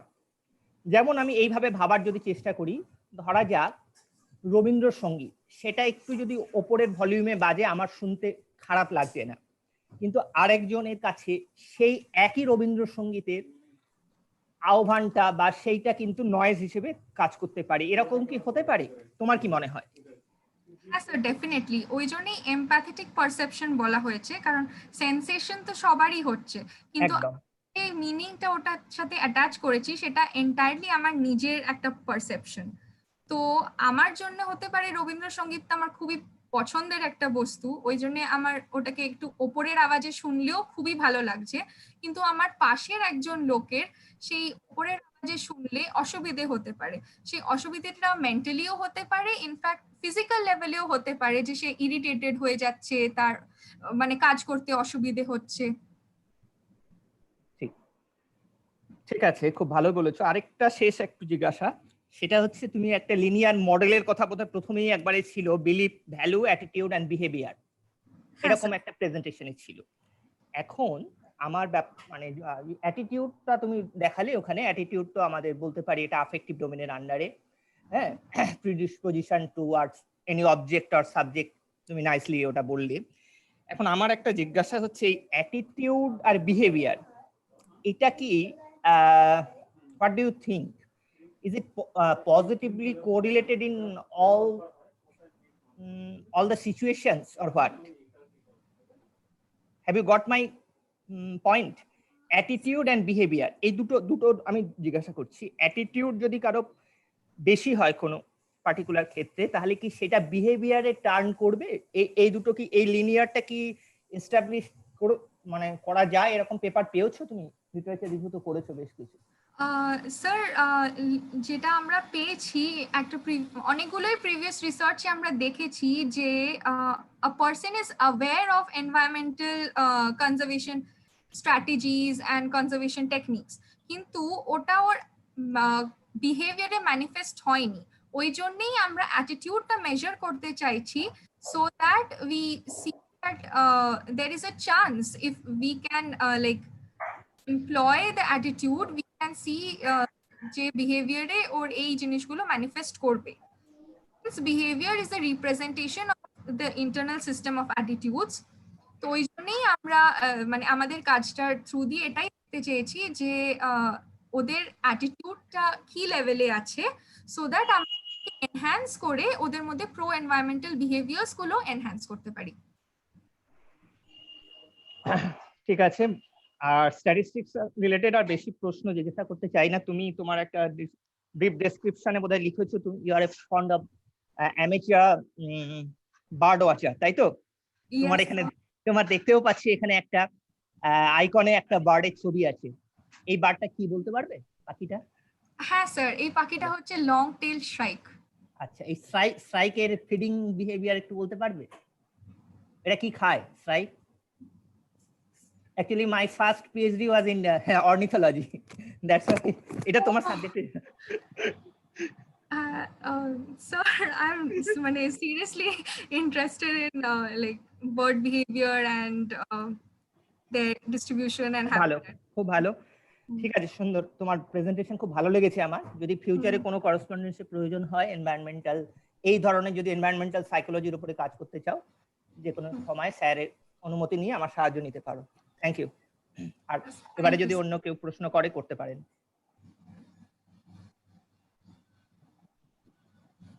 আইরিন, তোমাকে একটা প্রশ্ন করব।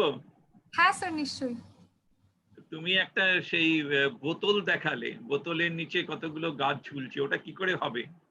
হ্যাঁ হ্যাঁ স্যার, বেসিক্যালি আমরা যে গ্লাস বটলস গুলো থাকে সেইটার মধ্যে মাটি আর অ্যাক্টিভেটেড চারকোল দিয়ে যদি গাছ পুঁতি, আর যদি খুব অল্প অ্যামাউন্ট অফ জল দিই, তাহলে আমরা মানে যেহেতু অ্যাক্টিভেটেড চারকোলটা দিতে বলছি, ওইটা একটা সেলফ ওয়াটারিং একটা পট তৈরি হবে।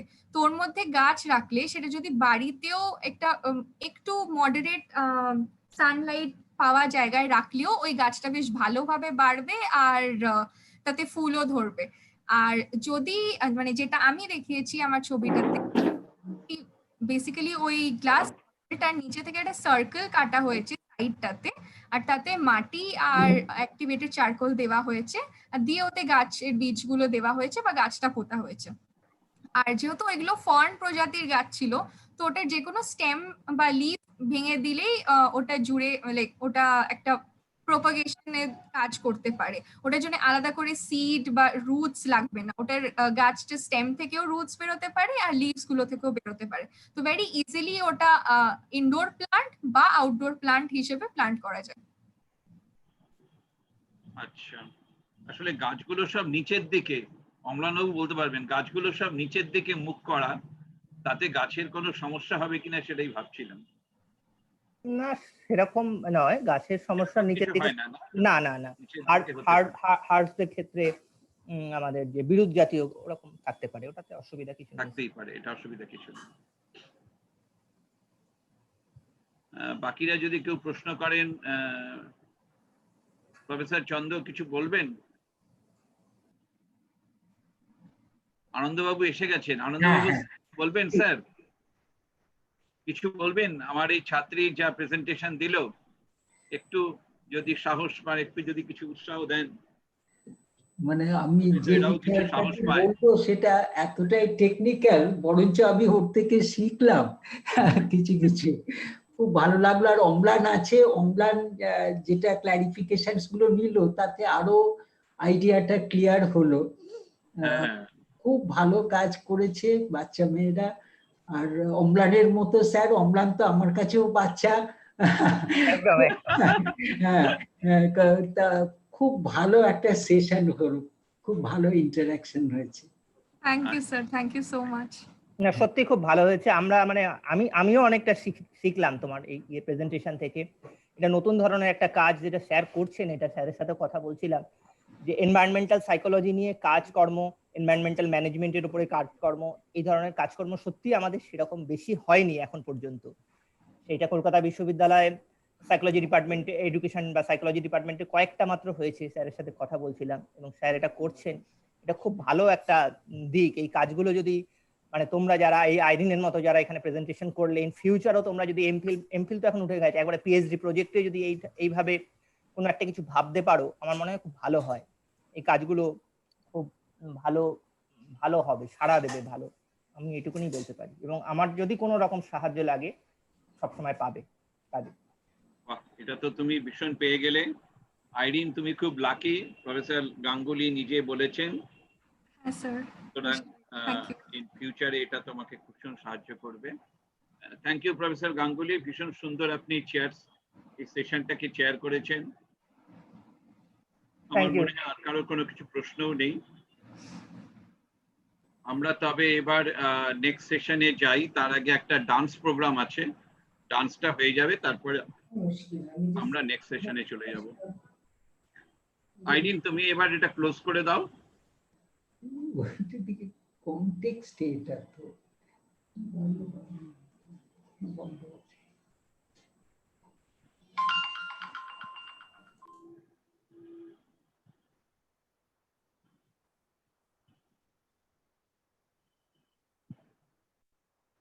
আজকে অলোকপর্ণার জন্মদিন এবং অলোকপর্ণা আমাদের এখানে একাডেমিক অ্যাসিস্ট্যান্ট। এটা হচ্ছে ওর পারফরমেন্স, এটা কালেকশন করেছি আজকে জন্মদিনে। অলোকপর্ণার প্রতি আমাদের শ্রদ্ধার্ঘ।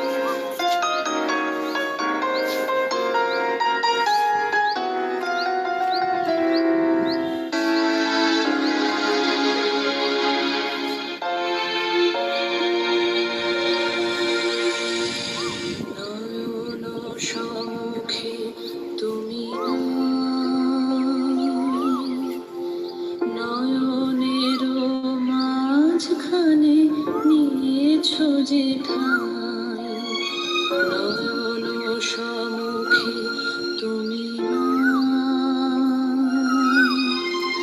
নয়নের মাঝখানে নিয়েছ যে ঠাই আজি তাই শ্যামলে শ্যামল তুমি নীলিমায় নীল আমার নিখিল তোমাতে পেয়েছে তার অন্তরের মিল নাহি জানি কেহ নাহি জানে তবু সুর বাজে মোর গানে কবির অন্তরে তুমি কবি ছবি ছবি শুধু ছবি তুমি কি কেবলি ছবি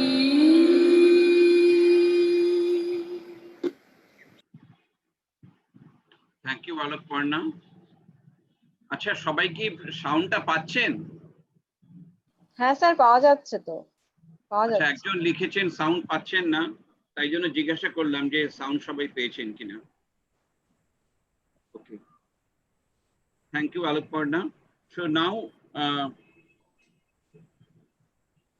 we are going to start the technical section 2.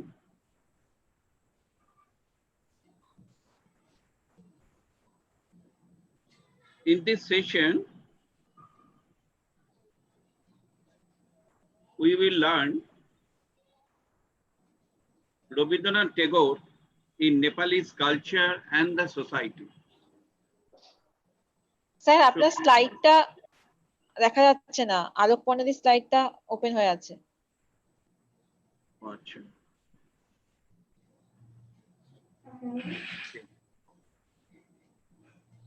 now Nepalese is a multicultural society influenced by Buddhism and Hinduism. Despite the dual thoughts, Nepalese follow non-duality. I have visited Nepal. I have visited Kopilavastu also.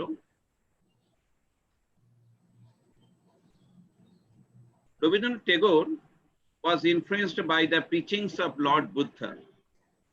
Lord Buddha liberated mankind from the different forms of ritualism and superstitions and destroyed racial barriers between man and man. Here is reasoning, message of compassion, and ideal of non-violence won over all. Tagore was shocked by the duality. In his poem,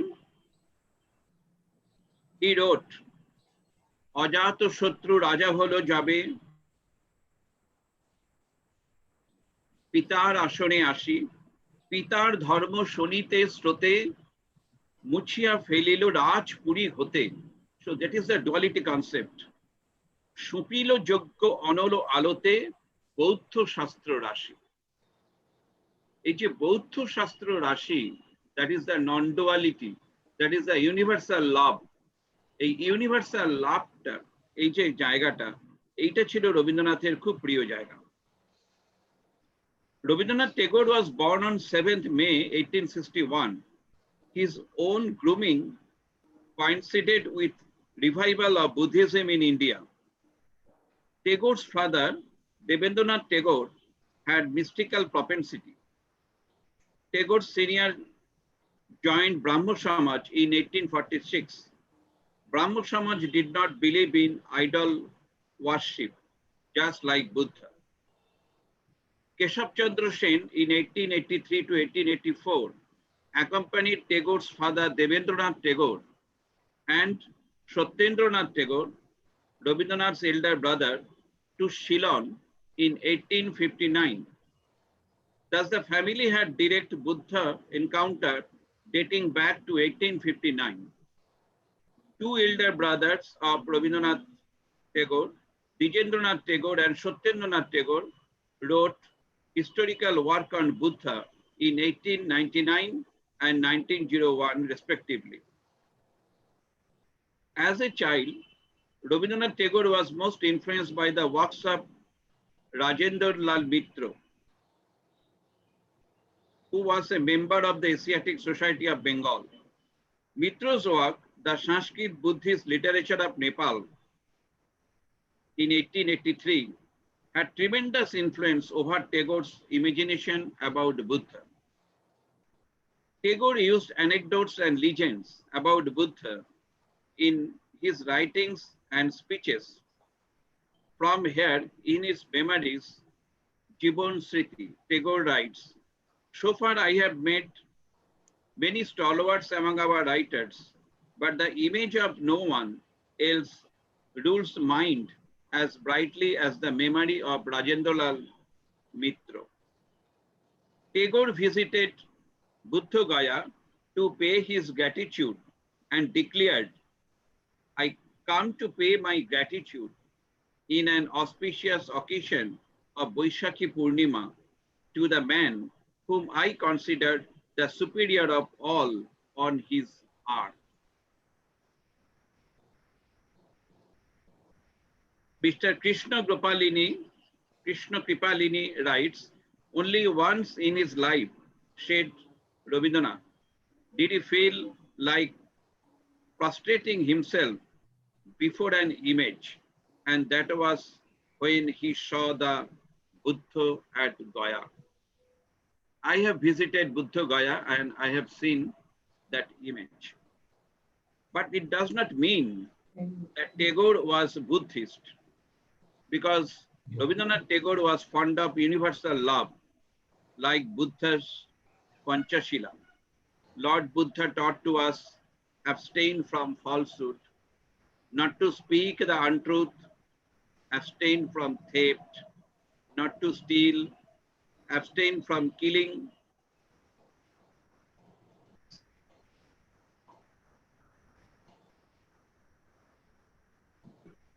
to indulge in substance abuse. So today we have a man with us, Dr. Ananda Gopal Ghosh Mahashay. And now I am requesting Professor Ghosh to start his lecture. Okay, before that, I am requesting Professor Pranab Kumar Chanda to chair this session, this technical two session. So I am requesting Professor Chanda, sir, please you say a few words and then we can start our program. Thank you, Professor Debdulal, Dr. Rai. Dr. Omlan Ganguly is here. Learned participants, young organizations or organizers. Today we are with Professor Ananda Gopal Ghosh. Welcome, Professor Ghosh. It is my responsibility to introduce you. Respected audience, I want to do it in my own way. First, I offer my chair to Professor Ananda Gopal Ghosh, one of my valuable mentors and shelters of my life. It is simply impossible to sit in the chair in front of this personality. Of course, I will do my work. Dr. Ananda Gopal Ghosh is an ex-professor of the Department of History, University of North Bengal. His career in university teaching is from 1979 to 2014. Number of published books in English and Bengali is 40, and I believe he is still writing. 2 books on Rabindranath Tagore, Rabindranath, Nepali Sahitya Samaj, another Uttarbonge Robindra Chorcha. Supervised 27 PhD scholars, 24 MPhil students. But I believe all the scholars of North Bengal are his students. He is guiding all of them, including myself and my better half, Dr. Nita Mitra. The Honorable Government of West Bengal lovingly awarded him Bongo Ratna in 2013 for the people of North Bengal and hills and the hill community. He is a person close to our heart. Professor Ghosh, sir, you will remember Anila Phipon lecture, your student.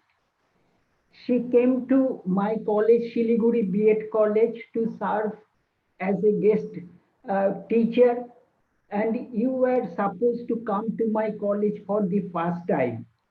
I asked her about you. She gave an expression of satisfaction in her face in such a way that I could not forget. It was, because I am jealous of this situation. If a student of mine expresses in such a way about his or her teacher. Sir, I will not take much more time. About the theme, Professor Dr. Rai has said in detail. Sir, you come, your pride of North Bengal, your pride of Bengal, your pride of India, and your pride of humanity.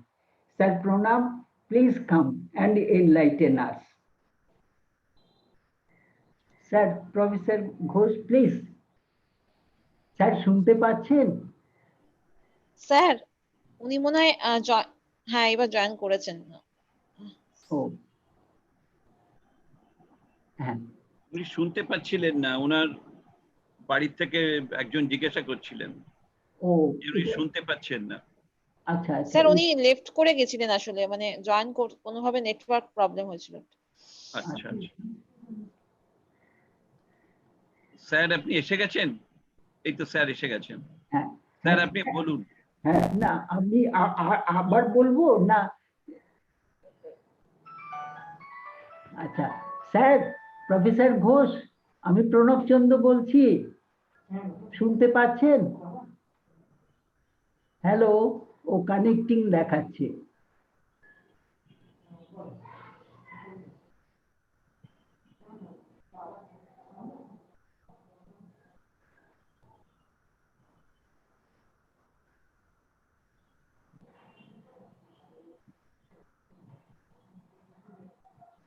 Sir এসছেন professor Ghosh?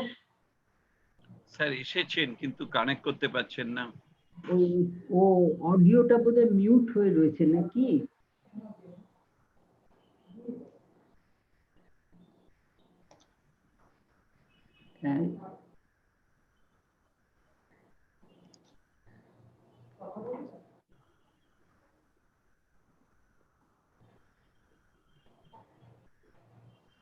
Sir উনি কিন্তু আনমিউটই আছেন, ঠিক আছে, কিন্তু না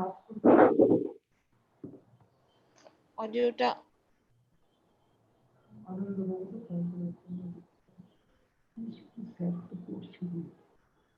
কোথায় গেলেন? উনি স্যার আছেন কিন্তু উনি শুনতে পাচ্ছেন না আমার মনে হচ্ছে। এই তো আছেন উনি, উনি কি একটা বলছেন হয়তো। আমাদের ভয়েস মনে ওনার কাছে পৌঁছাচ্ছে না, কিছু একটা সমস্যা হচ্ছে।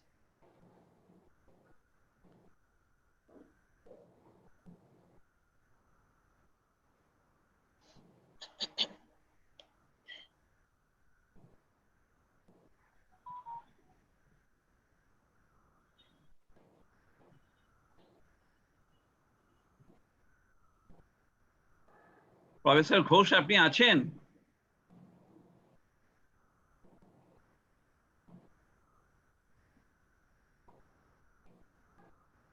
এই তো স্যার এসে গেছেন। স্যারকে একটু দেখা যাচ্ছে না। স্যার আনমিউট আছেন উনি। স্যার আপনি আনমিউট আছেন, আপনাকে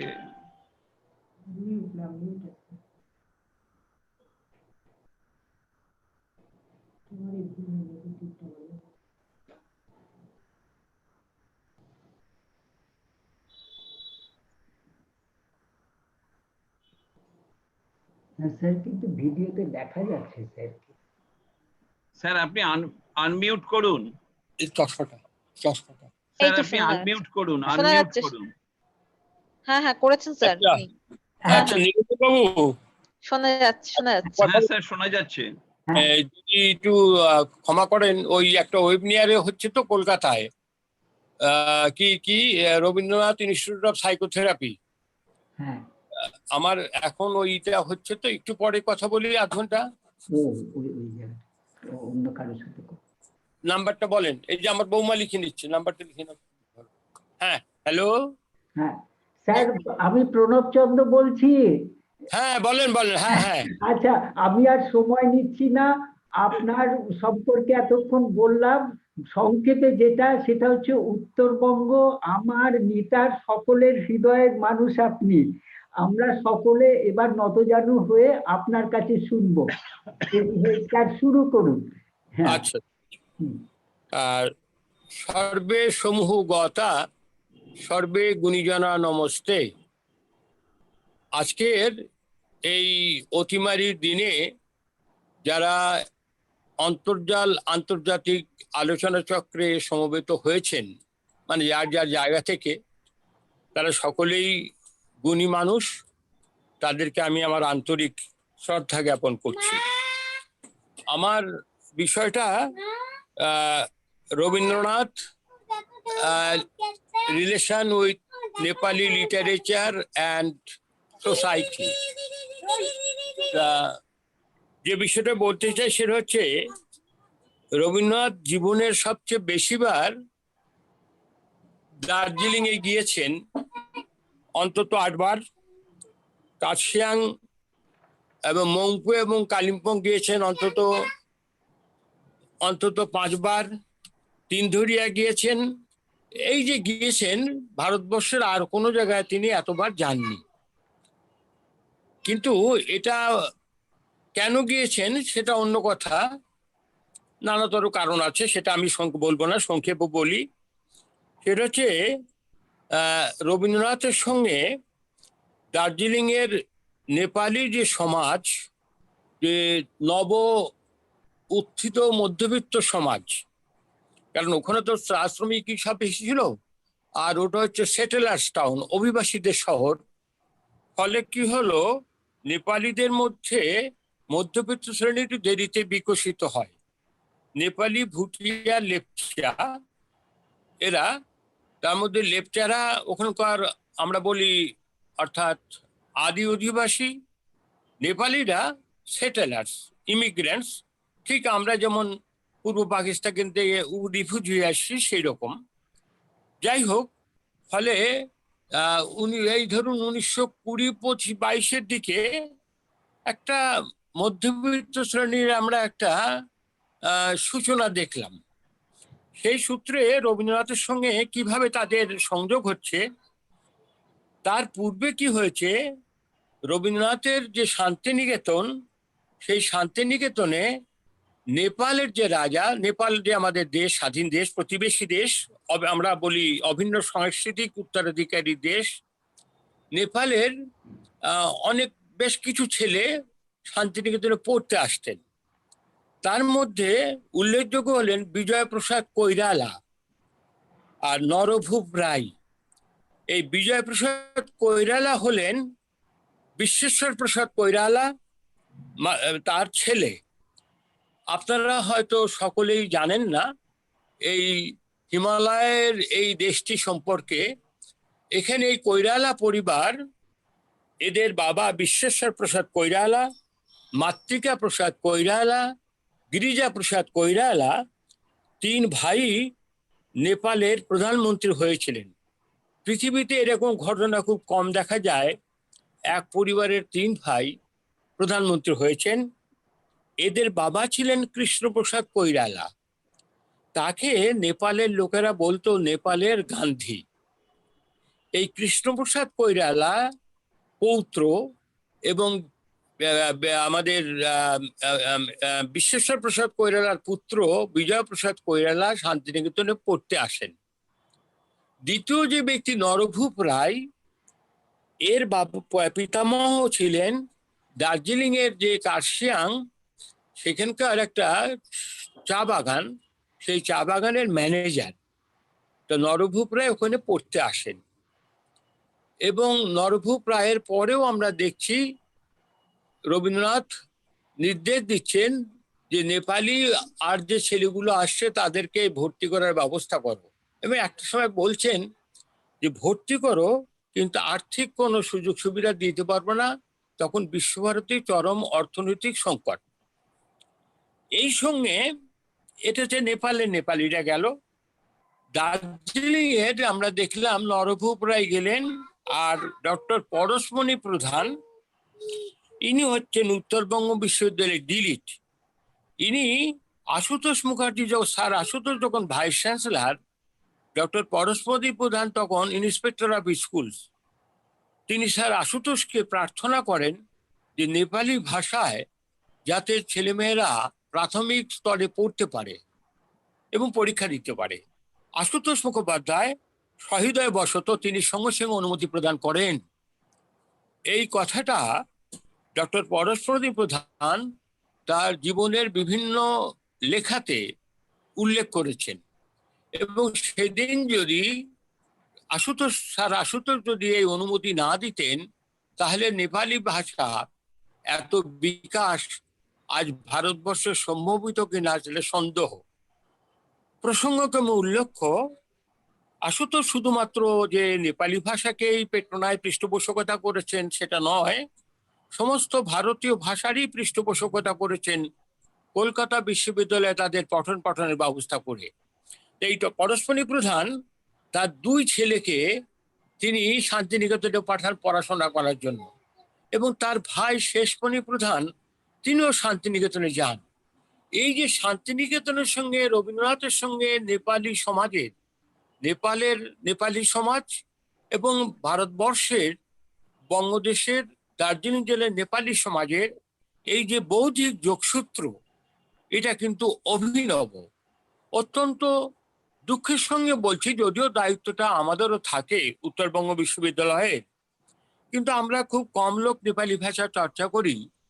আবার নেপালিরা এই বাংলা ভাষার এই বিষয়গুলো জানে না, যে তাদের ভাষার ক্ষেত্রে বাঙালিদের যে কত অবদান, আশুতোষ মুখার্জির কত অবদান, আরো অনেকের কত অবদান, সেটা কিন্তু তারাও জানে না।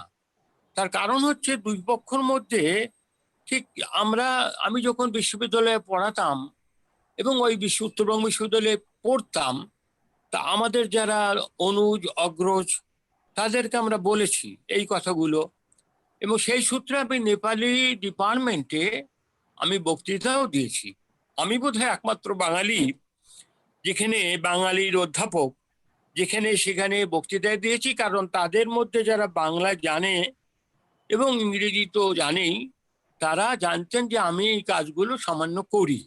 এটা নিজের কথা নয়, আমি শুধু নেপালি ভাষীদের সঙ্গে সম্পর্কের সূত্রে কথাগুলো বলছি, নিজের কোনো প্রচারের জন্য নয়।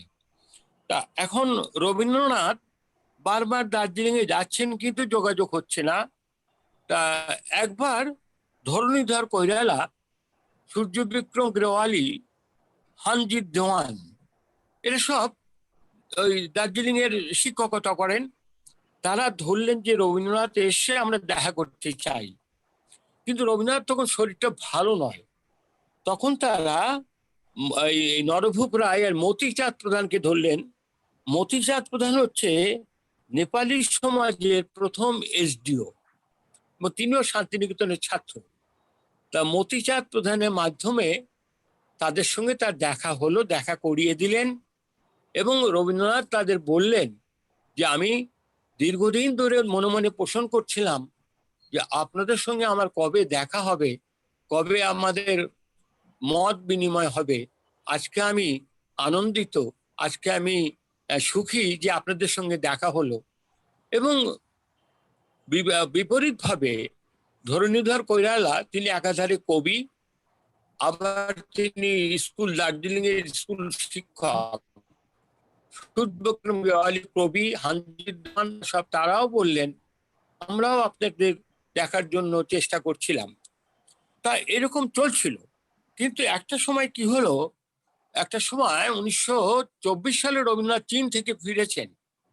চীন থেকে ফেরার পরে আপনারা অনেকেই জানেন যারা ইতিহাসের কিছু খবর রাখেন, সেই সময় অসহযোগ আন্দোলনকে কেন্দ্র করে আমাদের আজকের বাংলাদেশের খুলনা জেলার চাঁদপুরে শ্রমিকরা তারা ধর্মঘট করে। সেই শ্রমিকদের উপরে গোর্খা সোলজাররা গুলি চালায়। এখন এটা ইতিহাসগতভাবে সত্য যে গোর্খা সোলজাররা খুব অনুগত হয়। হ্যাঁ, মানে এই সেই কারণে গোর্খা সোলজাররা এই কাজটা সব জায়গায় তারা করতেন আর কি। তা রবীন্দ্রনাথ এসে খবরটা দেখে আবেগবশত মন্তব্য করে বললেন বুচার গোর্খা সোলজার। এতে দার্জিলিং এর এই যে নবগঠিত নব উত্থিত মধ্যবিত্ত সমাজ তারা খুব ক্ষুব্ধ হন এবং তারা এই কারণে কবির সঙ্গে আবার দেখা করেন। কবি তখন তাদেরকে ব্যাখ্যা করে বলেন যে কোন পরিস্থিতিতে আমি গোর্খাদেরকে বুচার বলেছিলাম, তবে সেটা আপনারা ভুলে যান। তখন তারা কবিকে অনুরোধ করে যে আমরা নেপালি সাহিত্য সম্মেলন করছি ইন দ্য লাইন অফ, অর্থাৎ বঙ্গীয় সাহিত্য সম্মেলন, বঙ্গ সাহিত্য সম্মেলন, যেটা আপনি তার প্রেসিডেন্ট ছিলেন, আপনি শুরু করেছিলেন কাশিমবাজার 1907 সালে, এবং সেই আদলে পরবর্তীকালে উত্তরবঙ্গ সাহিত্য সম্মেলন হয় 1908 সালে রংপুরে। তাতেও আপনি একটা সভায় গিয়েছিলেন এবং আপনার ভাবশিষ্য প্রমথ চৌধুরী, যিনি বরেন্দ্র ভূমির লোক, বরেন্দ্র ভূমির বরেণ্য পরিবারের সন্তান, তিনিও সভাপতিত্ব করছেন, এবং তার দাদা জাস্টিস আশুতোষ চৌধুরী, এরা সব মানে পূর্ববঙ্গের সব মানে কি বলবো সম্ভ্রান্ত পরিবারের বরেন্দ্র সন্তানেরা। তা সেই কারণে আপনি আমাদের একটা বাণী দিন। রবীন্দ্রনাথ তাদের একটা ইংরেজিতে একটা আশীর্বাদ বাণী দিয়েছিলেন। এখনো যদি আপনারা কখনো যান দার্জিলিং এ, নেপালি সাহিত্য সম্মেলন তার দপ্তরে দেখবেন রবীন্দ্রনাথের এই বাণীটা এখনো টানানো আছে। তখন রবীন্দ্রনাথের সাথে তখন কি হলো, ধরণীধর কৈরালা, এই কৈরালা কলকাতায় থাকতেন কিছুদিন, বাংলা জানতেন। তিনি একটা আত্মজীবনীতে এই ঘটনাগুলো লেখেন, কিন্তু এই ঘটনা লিখলেও বাঙালিদের 100% 99.99% গুলো জানে না। জানেন দার্জিলিং এর বাঙালিরা অচ্যুত চট্টোপাধ্যায়, ওখানকার সম্ভ্রান্ত পরিবার, উকিল পরিবার, এদের নামে রাস্তা আছে। তা সেখানে রবীন্দ্রনাথের এই যে ধরণীধর কৈরালা, তার জীবনীতে এইটা পাওয়া যায়। এইটা আমাকে দিয়েছিলেন আমার প্রতিবেশী, নেপালি বিভাগের মানে আমার ইউনিভার্সিটির আবাসনের প্রতিবেশী অধ্যাপক লক্ষ্মীকান্ত শর্মা, তিনিও সম্ভ্রান্ত পরিবারের লোক। তিনি আর গৌতম বিশ্বাস, আপনারা চিনতে পারেন রবীন্দ্রসঙ্গীত গায়ক অরবিন্দ বিশ্বাস, তার পুত্র গৌতম বিশ্বাস উত্তরবঙ্গ বিশ্ববিদ্যালয়ের দর্শনের অধ্যাপক ছিল, আমার ভাতৃপ্রতিম বান্ধব। তিনি একজন নেপালিকে বিয়ে করেছিলেন, সেও আমাদের ছাত্রী এবং সহকর্মী পড়ে। তখন গৌতম বিশ্বাস বললেন, আনন্দা আপনি এটা বাংলায় লিখুন, ইংরেজিতে লিখুন। তা আমি সেটা বাংলায় লিখেছিলাম এবং সেইটি নিয়ে আমি কলকাতা বিশ্ববিদ্যালয়ের মানে উজ্জীবন পাঠ্যক্রম, যাকে বলে রিফ্রেশার কোর্স, তাতেও বক্তৃতা দিয়েছিলাম। কিন্তু ইংরেজিতে লেখা কাঠামোটা তৈরি করে রেখেছি, আর সময় পাইনি এই নানাতর চাপে আর কি। যাই হোক, সেটা হয়নি। তা এইবার 1922 সালে রবীন্দ্রনাথকে নেপালে যাওয়ার জন্য প্রস্তুতি নিলেন। নেপাল রাজদরবার যে তাকে আমন্ত্রণ করেছে তা নয়, কিন্তু সিলভালেবি এবং রবীন্দ্রনাথ যাবেন এটা ঠিক হলো। কিন্তু রবীন্দ্রনাথের পরিবার প্রশ্ন তুললেন যে আপনার বয়স এখন 60 বছর, আপনি এখন এই চড়াই উতরাই পেরিয়ে কাঠমান্ডুতে যাওয়া আপনার পক্ষে সম্ভব হবে না। রবীন্দ্রনাথ তখন আর নেপাল যাওয়াটা তার যে পরিকল্পনা সেটা পরিত্যাগ করেন। কিন্তু নেপালের আপনারা শাসন ব্যবস্থা সম্পর্কে একটু না জানলে বোঝা যাবে না। নেপালের পৃথ্বীনারায়ণ শাহ, যিনি নতুন মডার্ন আধুনিক নেপাল গঠন করেন অনেকগুলো ছোট ছোট রাজ্যকে নিয়ে, সেই পৃথ্বীনারায়ণ শাহর বংশধর কিছুদিন রাজত্ব করার পরে 1850 সালে নেপালের যে প্রধানমন্ত্রী, তাকে রানা বলা হয়, সেই রানারা তারা যাকে বলে কূপ দিয়ে এটাট, অর্থাৎ জোর করে ক্ষমতা দখল করেন।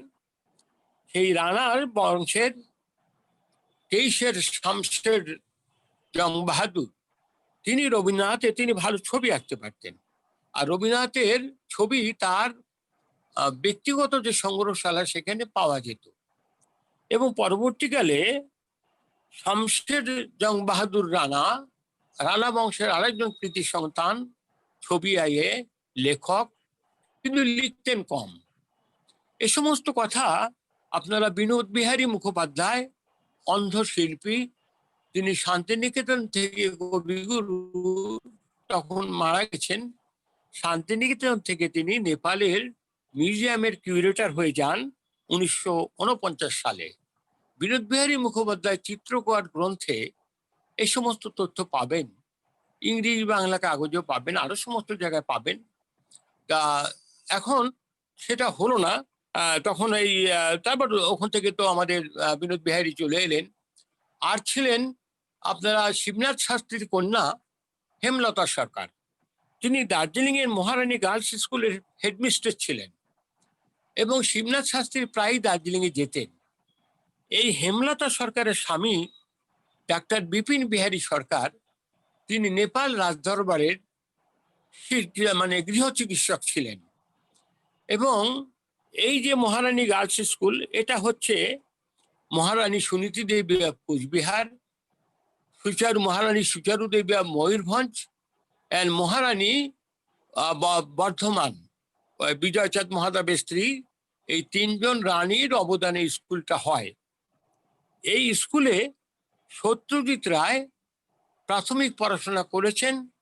তার মা ওই স্কুলে তার মা শিক্ষকতাও করেছেন কিছুদিন। সত্যজিৎ রায়ের ছোটবেলা নামে একটা গ্রন্থ আছে, তার মধ্যে এটা পাওয়া যাবে। তাই বিপিন বিহারী সরকার, তারপরে এই আমাদের বিনোদ বিহারী মুখোপাধ্যায় এবং আরো বহু বাঙালি নেপাল রাজদরবারে চাকরি করছেন। এবং যেহেতু নেপালে তখন কলেজ ছিল না, একটাই কলেজ, ত্রিচন্দ্র কলেজ, তাও 1950 সালে। ফলে কি হতো, নেপালি ছেলে মেয়েরা সম্ভ্রান্ত পরিবারের, তারা হয় কলকাতা নয় বেনারস কাশিতে পড়তে যেতেন।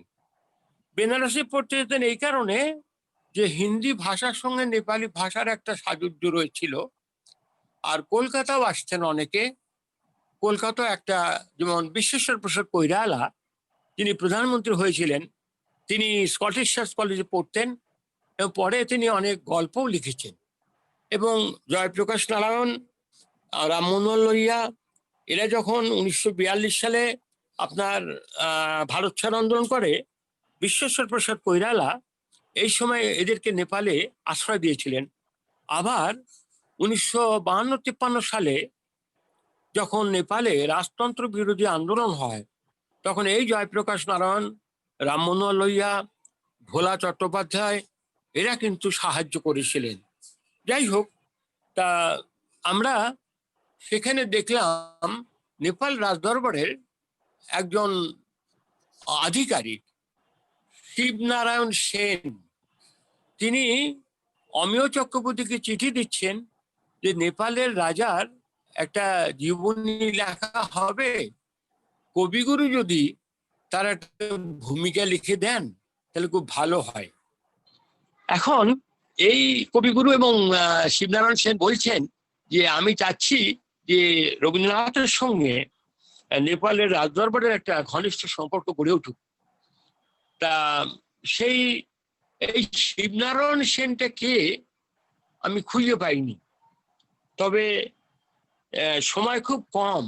এই প্রসঙ্গে বলে রাখি যে নেপালে এই গোর্খা অর্থাৎ নেপাল রাজবংশ, এই যে পৃথ্বীনারায়ণ সাহা, এই যে রাজপুতরা, এরা আসার আগে নেপালে বিজয়পুর নামে একটা রাজ্য ছিল। এই বিজয়পুরের রাজ শাসন করত সেনরা। ইতিহাস বলছে যে এরা বল্লাল সেনের বংশধর, কিন্তু এ সম্পর্কে কোনো পাথুরে প্রমাণ আপনাদেরকে এখনই দিতে পারছি না। রবীন্দ্রনাথের যখন শতবর্ষ হয়, রয়্যাল নেপাল একাডেমির তখন বালচন্দ্র শর্মা, তিনি রবীন্দ্রনাথের সমস্ত রচনাবলী রয়্যাল নেপাল একাডেমি কর্তৃক অনুদিত করেন নেপালি ভাষায়। এই যে রবীন্দ্রনাথের সঙ্গে তাদের পরিচয় হলো এবং সম্পর্ক হলো, দার্জিলিং এ গেল এই যে গীতাঞ্জলি, এই গীতাঞ্জলি অন্তত 10 থেকে 12 জন নেপালি লেখক অনুবাদ করেছেন। গোরা, মুক্তধারা নাটক আমাদের সহকর্মী ডক্টর প্রফেসর GS নেপাল ও নেপালি ভাষার অধ্যাপক, খুব বুদ্ধিদীপ্ত মানুষ, আমার অবশ্য ভাতৃপ্রতিম বান্ধব, ও সাহিত্য একাডেমি থেকে অনুদান নিয়ে সেই মুক্তধারা নাটকটা অনুবাদ করে প্রকাশ করেছেন, সাহিত্য একাডেমি প্রকাশ করেছেন। আমাদের এখন ধরেন পুরো নতুন যারা, রিমিকা থাপা, এই মালবাজার পরিমল স্মৃতি মহাবিদ্যালয়ের পড়ায়, ও গীতাঞ্জলি অনুবাদ করেছে। ওকিয়ানা গোহাইন, ইনি আসলে জাপানি এবং নেপালির মিশ্রণ, তিনিও অনুবাদ করেছেন। মানে এরকম প্রচুর, মানে নেপাল, মানে গীতাঞ্জলির অনেকগুলো সংস্করণ নেপালি ভাষা হয়েছে। এবং ইন্দ্র সুন্দাস, বিশিষ্ট লেখক, নেপালি ভাষার লেখক, তিনি রবীন্দ্র শতবর্ষের সময় সমস্ত নেপালি ভাষায় 3 খণ্ডে অনুবাদ করেন। অবশ্য শিবকুমার রায় একাধারে লেখক, সাংবাদিক এবং বিধান রায়ের সময় উপশ্রম মন্ত্রী ছিলেন। তার সঙ্গে আমার দেখা হয়েছিল। আমি দেখা হয়ে তাকে বলেছিলাম এই সমস্ত কথাবার্তা। তিনি বললেন যে না, নেপালি ভাষায় 3-4টে খণ্ড হয়েছিল। তা ইন্দ্র সুন্দাস আর অম্বর সিং প্রধান, এর ছেলে, ইনিও খুব ভালো লেখক। এর ছেলে টেলিগ্রাফের বোধহয় রেসিডেন্ট এডিটর, ইয়াং ম্যান। তা অম্বর সিং প্রধান আমাকে বলেছিলেন তিনিও অনুবাদ করেছেন। এবং আমাদের উত্তরবঙ্গ বিশ্ববিদ্যালয়ের ডক্টর তুলসী বাহাদুর ছেত্রী, তিনি প্রধান ছিলেন। অম্লান দত্ত সময়, অম্লান দত্ত আমাদের উপাচার্য ছিলেন। সে সময় সারা ভারতে কৃতি অধ্যাপকদের তিনি হাজির করতেন। আমি তখন গবেষণা করি। আমি সবিনয় জানাই, সকুণ্ঠায় জানাই, প্রচার ধরবেন না, তাহলে এই বয়সে কষ্ট পাবো। আমি ওই বিশ্ববিদ্যালয়ের ছাত্র, ওই বিশ্ববিদ্যালয়ের গবেষক, ওই বিশ্ববিদ্যালয়ের PhD, ওই বিশ্ববিদ্যালয়ের শিক্ষক। কলকাতার কোনো ডিগ্রিও নাই, কলকাতায় আমি পড়িও নি। এর জন্য আমার কোনো ক্ষোভও নাই, অভিমানও নাই। যাই হোক, ডক্টর তুলসী বাহাদুর ছেত্রী, তিনি আমাদের বিশ্ববিদ্যালয়ে তখন আমাদের অম্লান দত্ত মশাই খুব এই সমস্ত ব্যাপারে তিনি আমাদের অনেকগুলো দিশা দিয়ে গিয়েছিলেন।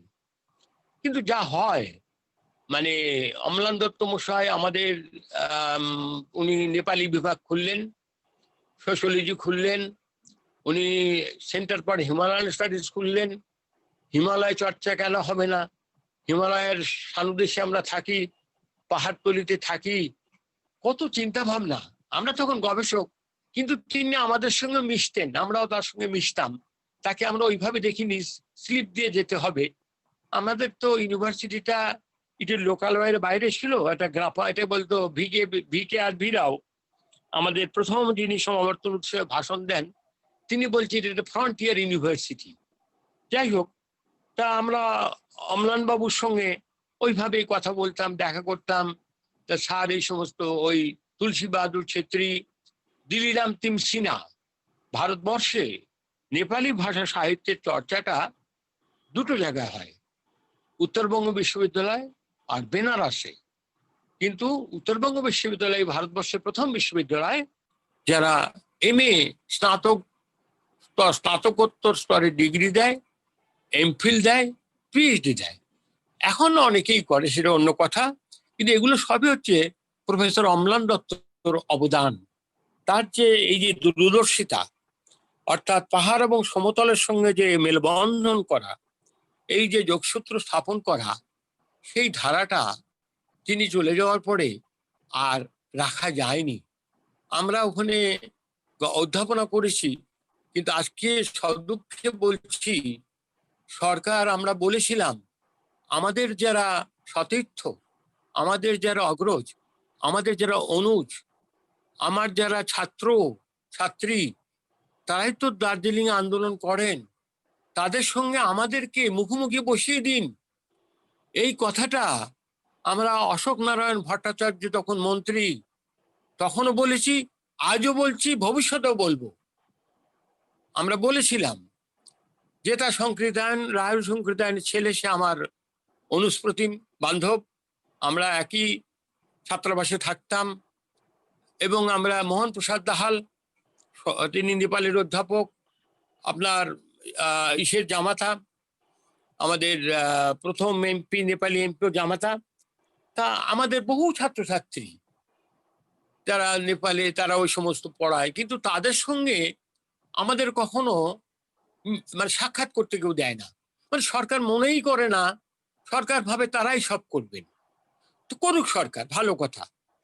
এবং এটাই তো ঔপনিবেশিক কাঠামোর একটা ধারণা, যে এরা আবার কি জানে, এ তো মাস্টার, আমরা তো মাস্টার, সত্যি আমরা মাস্টারই তো, আমরা তো খুদে একটা মাস্টার, আমাদের কি ভূমিকা আছে।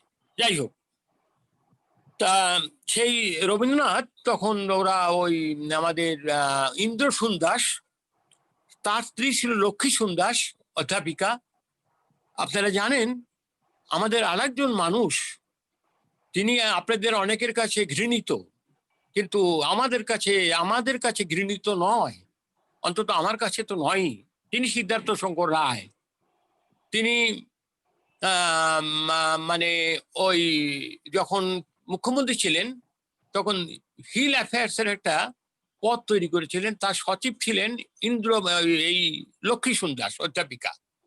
তো এই লক্ষ্মীসুন দাস, ইন্দ্রসুন দাস, রামলাল অধিকারী, তারপর লক্ষ্মীকান্ত শর্মা, আরো বিবিধ, আপনারা নাম শুনেছেন হয়তো, বা ডক্টর কুমার প্রধান প্রফেসর বরুণদের কাছে PhD করেছেন, এবং তিনি গোর্খাদের নিয়ে একটা বই বের করছেন, অক্সফোর্ড ইউনিভার্সিটি বেরিয়েছে। এই যে সমাজ, এই সমাজের আগে রবীন্দ্রনাথের আপনারা দেখবেন দার্জিলিং এর কোনো কথাই আমাদের বলতে দেওয়া হচ্ছে না। দার্জিলিং এর যে ইতিহাস, ভূমি রাজস্বের ইতিহাস, আমি কি বেশি সময় নিয়ে ফেলছি বোধ হয়? হ্যালো, স্যার, আপনার ঠিক আছে স্যার, টাইম আছে। আচ্ছা, এখনো অনেক টাইম আছে। আচ্ছা, সরি। তখন কি হলো, দার্জিলিং এর ভূমিবিন্যাস, দার্জিলিং এর আমরা প্রবাদ হচ্ছে, অর্থাৎ দার্জিলিং এর উপরের অংশ বর্ধমান মহারাজার, নিচের অংশ কুচবিহার মহারাজার। কুচবিহার মহারাজার 14টা বাড়ি ছিল দার্জিলিং এ। এখন যে লালকুঠি, যেখানে সুভাষ গেসিং অফিস করে, DGC এখন যে অফিস করে, GTA, এটা হচ্ছে কুচবিহারের মহারাজাদের বাড়ি। কলিন্টন, গ্লেন এডেন, প্রসন্ন রায়, ডাক্তার প্রসন্ন রায়, ইনি ব্রাহ্ম, আপনার সরলা রায় এর স্ত্রী। তারপরে যে কলিন্টন, তারপর যে ক্যাসেলটন, এই সমস্ত বাড়ি হচ্ছে দার্জিলিং এবং কুচবিহারের মহারাজাদের। নৃপেন্দ্রনারায়ণ হিন্দু পাবলিক হল, মহারানী গার্লস স্কুল। এবং আপনারা শুনে খুশি হবেন, আমি আপনাদেরকে বিনীতভাবে বলি, আপনারা ক্ষমা করবেন, আমি গত সপ্তাহে আমার একটা ওয়েবিনার ছিল বিদ্যাসাগর নিয়ে, সেটা ছিল সেটাও ছিল আপনার ইউনিভার্সিটিতে। তা আমি সেখানে ক্ষোভের সঙ্গে বলছিলাম যে বিদ্যাসাগর হচ্ছে বঙ্গোপসাগর থেকে, আরব সাগর থেকে, ভারত সাগর পেরিয়ে এই হচ্ছে বিদ্যাসাগর। কিন্তু দুঃখের বিষয় রামচন্দ্র গুহ, এ সময়ের সম্মানিত ইতিহাসবিদ, যিনি গান্ধীর বই লিখে 1 কোটি টাকা রয়্যালটি পান, এই Ramchandra Guha makers of modern India নামে একটা বই লিখেছেন। তাতে 19 জনের নাম আছে, বিদ্যাসাগর বিবেকানন্দর নাম নাই। কার নাম আছে? তারাবাই সিন্ধে। কার নাম আছে? কমলা দেবী চট্টোপাধ্যায়। তারা নাকি নারী মুক্তি, নারী শিক্ষার জন্য অনেক কাজ করেছেন, যা বিদ্যাসাগরকে পেরিয়ে যায়। তা আমার দুঃখ, অভিমানটা কোথায়, যে সুকান্ত বাবু অক্সফোর্ডের পিএইচডি, সিদ্ধার্থ বাবুর ব্যাচমেট এবং সরাসরি প্রফেসর যাদবপুরের, তিনি বাংলায় আনন্দবাজারে যদি বিদ্যাসাগর না লিখে টেলিগ্রাফ স্টেটসম্যানে কেন লিখলেন না? কেন লেখেন না তারা? চিন্ময় গুহই বা দেশে কেন লেখেন? কেন Telegraph Statesman, Hindustan time, Times of India লিখবেন না? তারা তো ইংরেজি জানে, তাদের তো অধিকার আছে। আমরা তো মফস্বল, আমরা তো পাতি, আমরা তো সাবলটান। আমরা তো লিখলেও তো সাবাবে না, সাবলটান। কারণ আমি যে জায়গায় থাকি তার নাম আকরাহাট। এটা কোনো অভিযোগ মানে ক্রোধের বশে বলছি না। তারা চিন্ময় গুহ এবং এই সমস্ত আমাদের অক্সফোর্ডের পিএইচডি ইংরেজি, তারা ইংরেজি ভাষায় সারা ভারতে বিদ্যাসাগরকে প্রচার করুক। তারা বাংলায় কেন লিখবে? বাংলায় তো আমরা ঘাসুরা লিখবো, আমরা যারা আকরাহাট, ফকরাহাট, ঘোকসাডাঙ্গা, খোয়ারডাঙ্গা, রানীডাঙ্গা থাকি। এটা আমি আমার ওয়েবিনারে বলেছি, আপনাদেরও বললাম। কেন বলছি? যে সিদ্ধার্থবাবু ওই হিল অ্যাফেয়ার্স করে, সিদ্ধার্থবাবু ওদের মধ্যে খুব প্রিয় ছিল। এবং এই লক্ষ্মীসুন দাস তখন সিদ্ধার্থবাবু একটা নেপালি একাডেমি করলেন। আবার একই সঙ্গে অম্লান দত্ত, তিনিও নেপালি একাডেমি করলেন আমাদের ইউনিভার্সিটিতে। সেই নেপালি একাডেমির জার্নালের প্রতিষ্ঠাতা ছিলেন, আপনারা হয়তো জানেন না, হয়তো ওই অঞ্চলের লোকেরাও জানতে পারেন, ডাক্তার চারুচন্দ্র সাল্যান, যিনি তিনি রবীন্দ্র পুরস্কার পেয়েছিলেন, যিনি আমাদের ইউনিভার্সিটি সিনেটের মেম্বার ছিলেন, এবং দেবেশ রায়, এই যে তিস্তাপাড়ের বৃত্তান্ত, তারা দুইজন সম্পাদনা করতেন। আর বোর্ডে ছিলেন সমস্ত নেপালিরা। তাহলে এই যে কথাগুলো, এই কথাগুলো আমরা কেন বলবো না ওদের? কিন্তু দুঃখের বিষয় আপনাদের বলছি, আপনারা কলকাতায় থাকেন, পৃথিবীর বিভিন্ন জায়গায় ছড়িয়ে আছেন, এই কথাগুলো তাদেরকে বলা হয় না। খালি কোন 5টা মৌজা যাবে, কোন অঞ্চল যাবে, কোনটা ওরা নেবে, এই সমস্ত হচ্ছে কথা। মানে সেই জন্য জীবনে কোনোদিন আমি একটু আবারও বিনীত সকলটাই বলি, এক নাগারে 33 বছর ইউনিভার্সিটিতে পড়িয়েছি। সেই অধিকার যদি আপনারা মানেন, তাহলে আমার বলার অধিকার আছে। তারপরেও আমি ইউনিভার্সিটিতে 2.5 বছর পড়িয়েছি। একেবারে চাকরি জীবন 34 বছর ইউনিভার্সিটিতে এক নাগার পড়িয়েছি। কিন্তু থাকি যেহেতু আকরাহাট, ফকরাহাট, মেগা সিটিতে থাকি না, তার জন্য অভিমানও নাই, অভিযোগও নাই, ক্ষোভও নাই। কিন্তু এটা বুঝতে পারছি যে পশ্চিমবাংলাকে ধ্বংস করার পক্ষে আপনারা যথেষ্ট। আপনারা যথেষ্ট। আপনারা কি পেয়েছেন? তারপর কি হলো, তখন ওই ওরা নেপালি একাডেমি হলো, ভানুভক্ত পুরস্কার হলো, এবং আমাদের বিশ্ববিদ্যালয়, আমাদের উত্তরবঙ্গ বিশ্ববিদ্যালয়, আমরা যেহেতু হিমালয়ের, এবং আমরা সবাই আমাদের এমন একটা ইউনিভার্সিটি, কসমোপলিটন ইউনিভার্সিটি, আপনারা হয়তো অনেকেই জানেন যে যে উত্তরবঙ্গ একটাই বিশ্ববিদ্যালয় ছিল।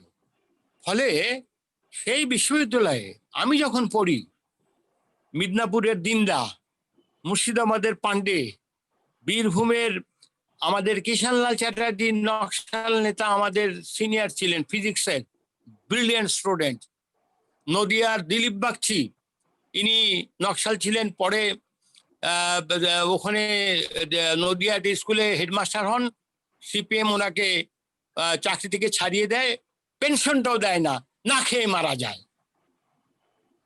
আপনার শুনতে হবে, দেখেছেন যখন, আর রেমুনারেশন তো দিচ্ছেন না, তা বিনা পয়সা শুনতে আপত্তি কোথায়?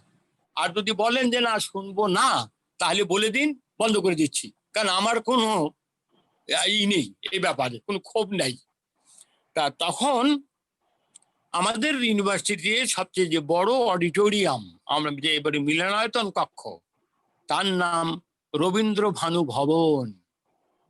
এই যে রবীন্দ্র ভানু ভবন, ভানু মানে ভানুভক্ত, তা সেইকালে তখন রবীন্দ্রনাথের সমস্ত রচনাবলী দার্জিলিং এ নেপালিতে অনুদিত হলো, এবং গীতাঞ্জলি সমস্ত হচ্ছে, পাঠ্য হচ্ছে, সব হচ্ছে, এবং উত্তরবঙ্গ বিশ্ববিদ্যালয় চেষ্টা করছে।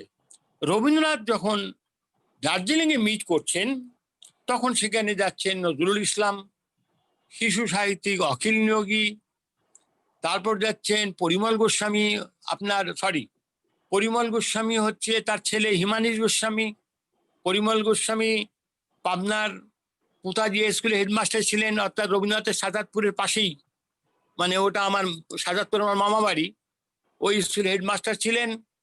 এবং ওই জায়গা থেকে পোতাজি সব বড় বড় ডাকাত ছিল, বড় বড় পণ্ডিত ছিল, ডাকাত আর পণ্ডিত একসাথে হতো। অসীম রায় স্টেটসম্যানের, ওই ওই সিরার ওই পোতাজিয়া জমিদার বাড়ির লোক। আবার ওই যে ডাকাতের নাম শুনেছেন, যে চলন বিলের ডাকাত, সেও ওইসব পাবনার ওই সিরাজগঞ্জের। এখন কি হলো, আমাদের রবীন্দ্রনাথ তখন দার্জিলিং এ সুনীতি দেবীর সঙ্গে দেখা, মহারানী সুনীতি দেবী, সুচারু দেবী ময়ূরভঞ্জের রানী, মনিকা, তারপর হচ্ছে ওখানে প্রশান্ত মহানবীশ, তার জুনিয়র ছেলেরা। অর্থাৎ যেহেতু দার্জিলিং হচ্ছে বাংলাদেশের বঙ্গদেশ সরকারের গ্রীষ্মকালীন রাজধানী, সেই জন্য রাজা, জমিদার, রায়বাহাদুর, ইবেন মোহাম্মদ আলী জিন্না, তিনিও গিয়ে দার্জিলিং এ হাজির হলেন। ফলে দার্জিলিং মানে গরমকাল মানেই একেবারে বাংলার একটা মনে হচ্ছে শহর। এর মধ্যেই বর্ধমানের মহারাজ ছিলেন নেপালি সাহিত্য সম্মেলনের প্রথম প্রেসিডেন্ট। আপনারা হয়তো ভাবছেন আমার মধ্যে মেগাসিটির পরিশীলিত ভাব নেই। আমি কেন বলবো না, কেন স্মরণ করিয়ে দেব না কলকাতার মেগাসিটির লোকদেরকে, যে বলুন আপনারা লিখুন, আপনারা লিখুন, পরশবাবু লিখুন, অনুষ্ঠুপ লিখুক, ওসব ইংরেজিতে লিখুক। নেপালি সাহিত্য সম্মেলনের প্রথম প্রেসিডেন্ট বর্ধমানের মহারাজা বিজয়চাঁদ মাহাতাব, তার অর্থে, তার জমিতে এই সম্মেলন, এই ভবন তৈরি হয়। এ কথা হলে কে বলবে? আরে মশাই, আমরা বললে কে শোনে? আমার তো ডিগ্রি বললাম না, ওই বোয়ালমারি, খলিশামারি, আতাইকুলা, এই আমার ডিগ্রি। আমি তো মানে গার্ডিয়ান প্রফেসর না। গার্ডিয়ান প্রফেসর বলে সেইন্টস অ্যান্ড ওয়ারিয়ার, কে যে সেইন্টস আমি তো এই পর্যন্ত বুঝতে পারলাম না। আমরাও তো সামান্য লেখাপড়া শিখেছি। আমাদের মাস্টারমশাইয়ের বাবা আইসিএস ছিলেন, খুলনার লোক। হ্যাঁ, তিনি বিদ্যাসাগরের কাছে পড়েছেন। আমার মাস্টারমশাইয়ের নাম ডিপি সিনহা, তার 3টি বিদেশি ডিগ্রি। তা আমরা তো বুঝলাম না যে সেইন্সটা কি, কে সেইন্ট, ঋষিটা কে? মহাত্মা গান্ধী ঋষি? বেশ, তো আপনার ঋষি হোক, আমার কাছে ঋষিরা, আপনি আমার কাছে আসছেন কেন? আমরা ঋষি মনে করি না। আর দেশ বিভাগের কথা আমরা সুগত বসুর কাছে শুনতে রাজি নয়, কারণ তিনি সম্ভ্রান্ত পরিবারের সন্তান, তিনি বসু পরিবারের সন্তান, তিনি বড়লোকের সন্তান, তিনি গার্ডিয়ান প্রফেসর। শুনতে হবে আমাদের কাছে। আমরা যারা রিফিউজি হয়ে, আমরা যারা বোনকে হারিয়ে, মাকে হারিয়ে আসছি, আমাদের কাছে শুনতে হবে পার্টিশনের কথা। তার কাছে শুনবো না কে সেইন্টস, কে ওয়ারিয়ার, তার কাছে শুনতে রাজি না আমি। তা যাই হোক, তা রবীন্দ্রনাথ দার্জিলিং এ বসে তিনি বলছেন, মহারানী সুনীতি চলুন, ওই দুইজন গল্প করছেন, ওই হাঁটছে, গল্প করছে, অনেক গল্পও লিখছেন। দার্জিলিং এ হচ্ছে তার এলিটের সাথে সম্পর্ক, সব এলিট। কিন্তু কালিম্পংয়ে গিয়ে অন্যরকম, কালিম্পং শহরটাও অন্যরকম। দার্জিলিং যেমন ঔপনিবেশিক শহর, অভিবাসী শহর, কালিম্পং কিন্তু তা না, তার একটা আভিজাত্য ছিল, সে একটা আন্তর্জাতিক বাণিজ্য কেন্দ্র। সেখানে ভুটানের প্রধানমন্ত্রী থাকতেন, সিকিমের প্রধানমন্ত্রী থাকতেন চগিয়ালের প্রধানমন্ত্রী থাকতেন হচ্ছেন কাজী, ওদেরকে বলে কাজী।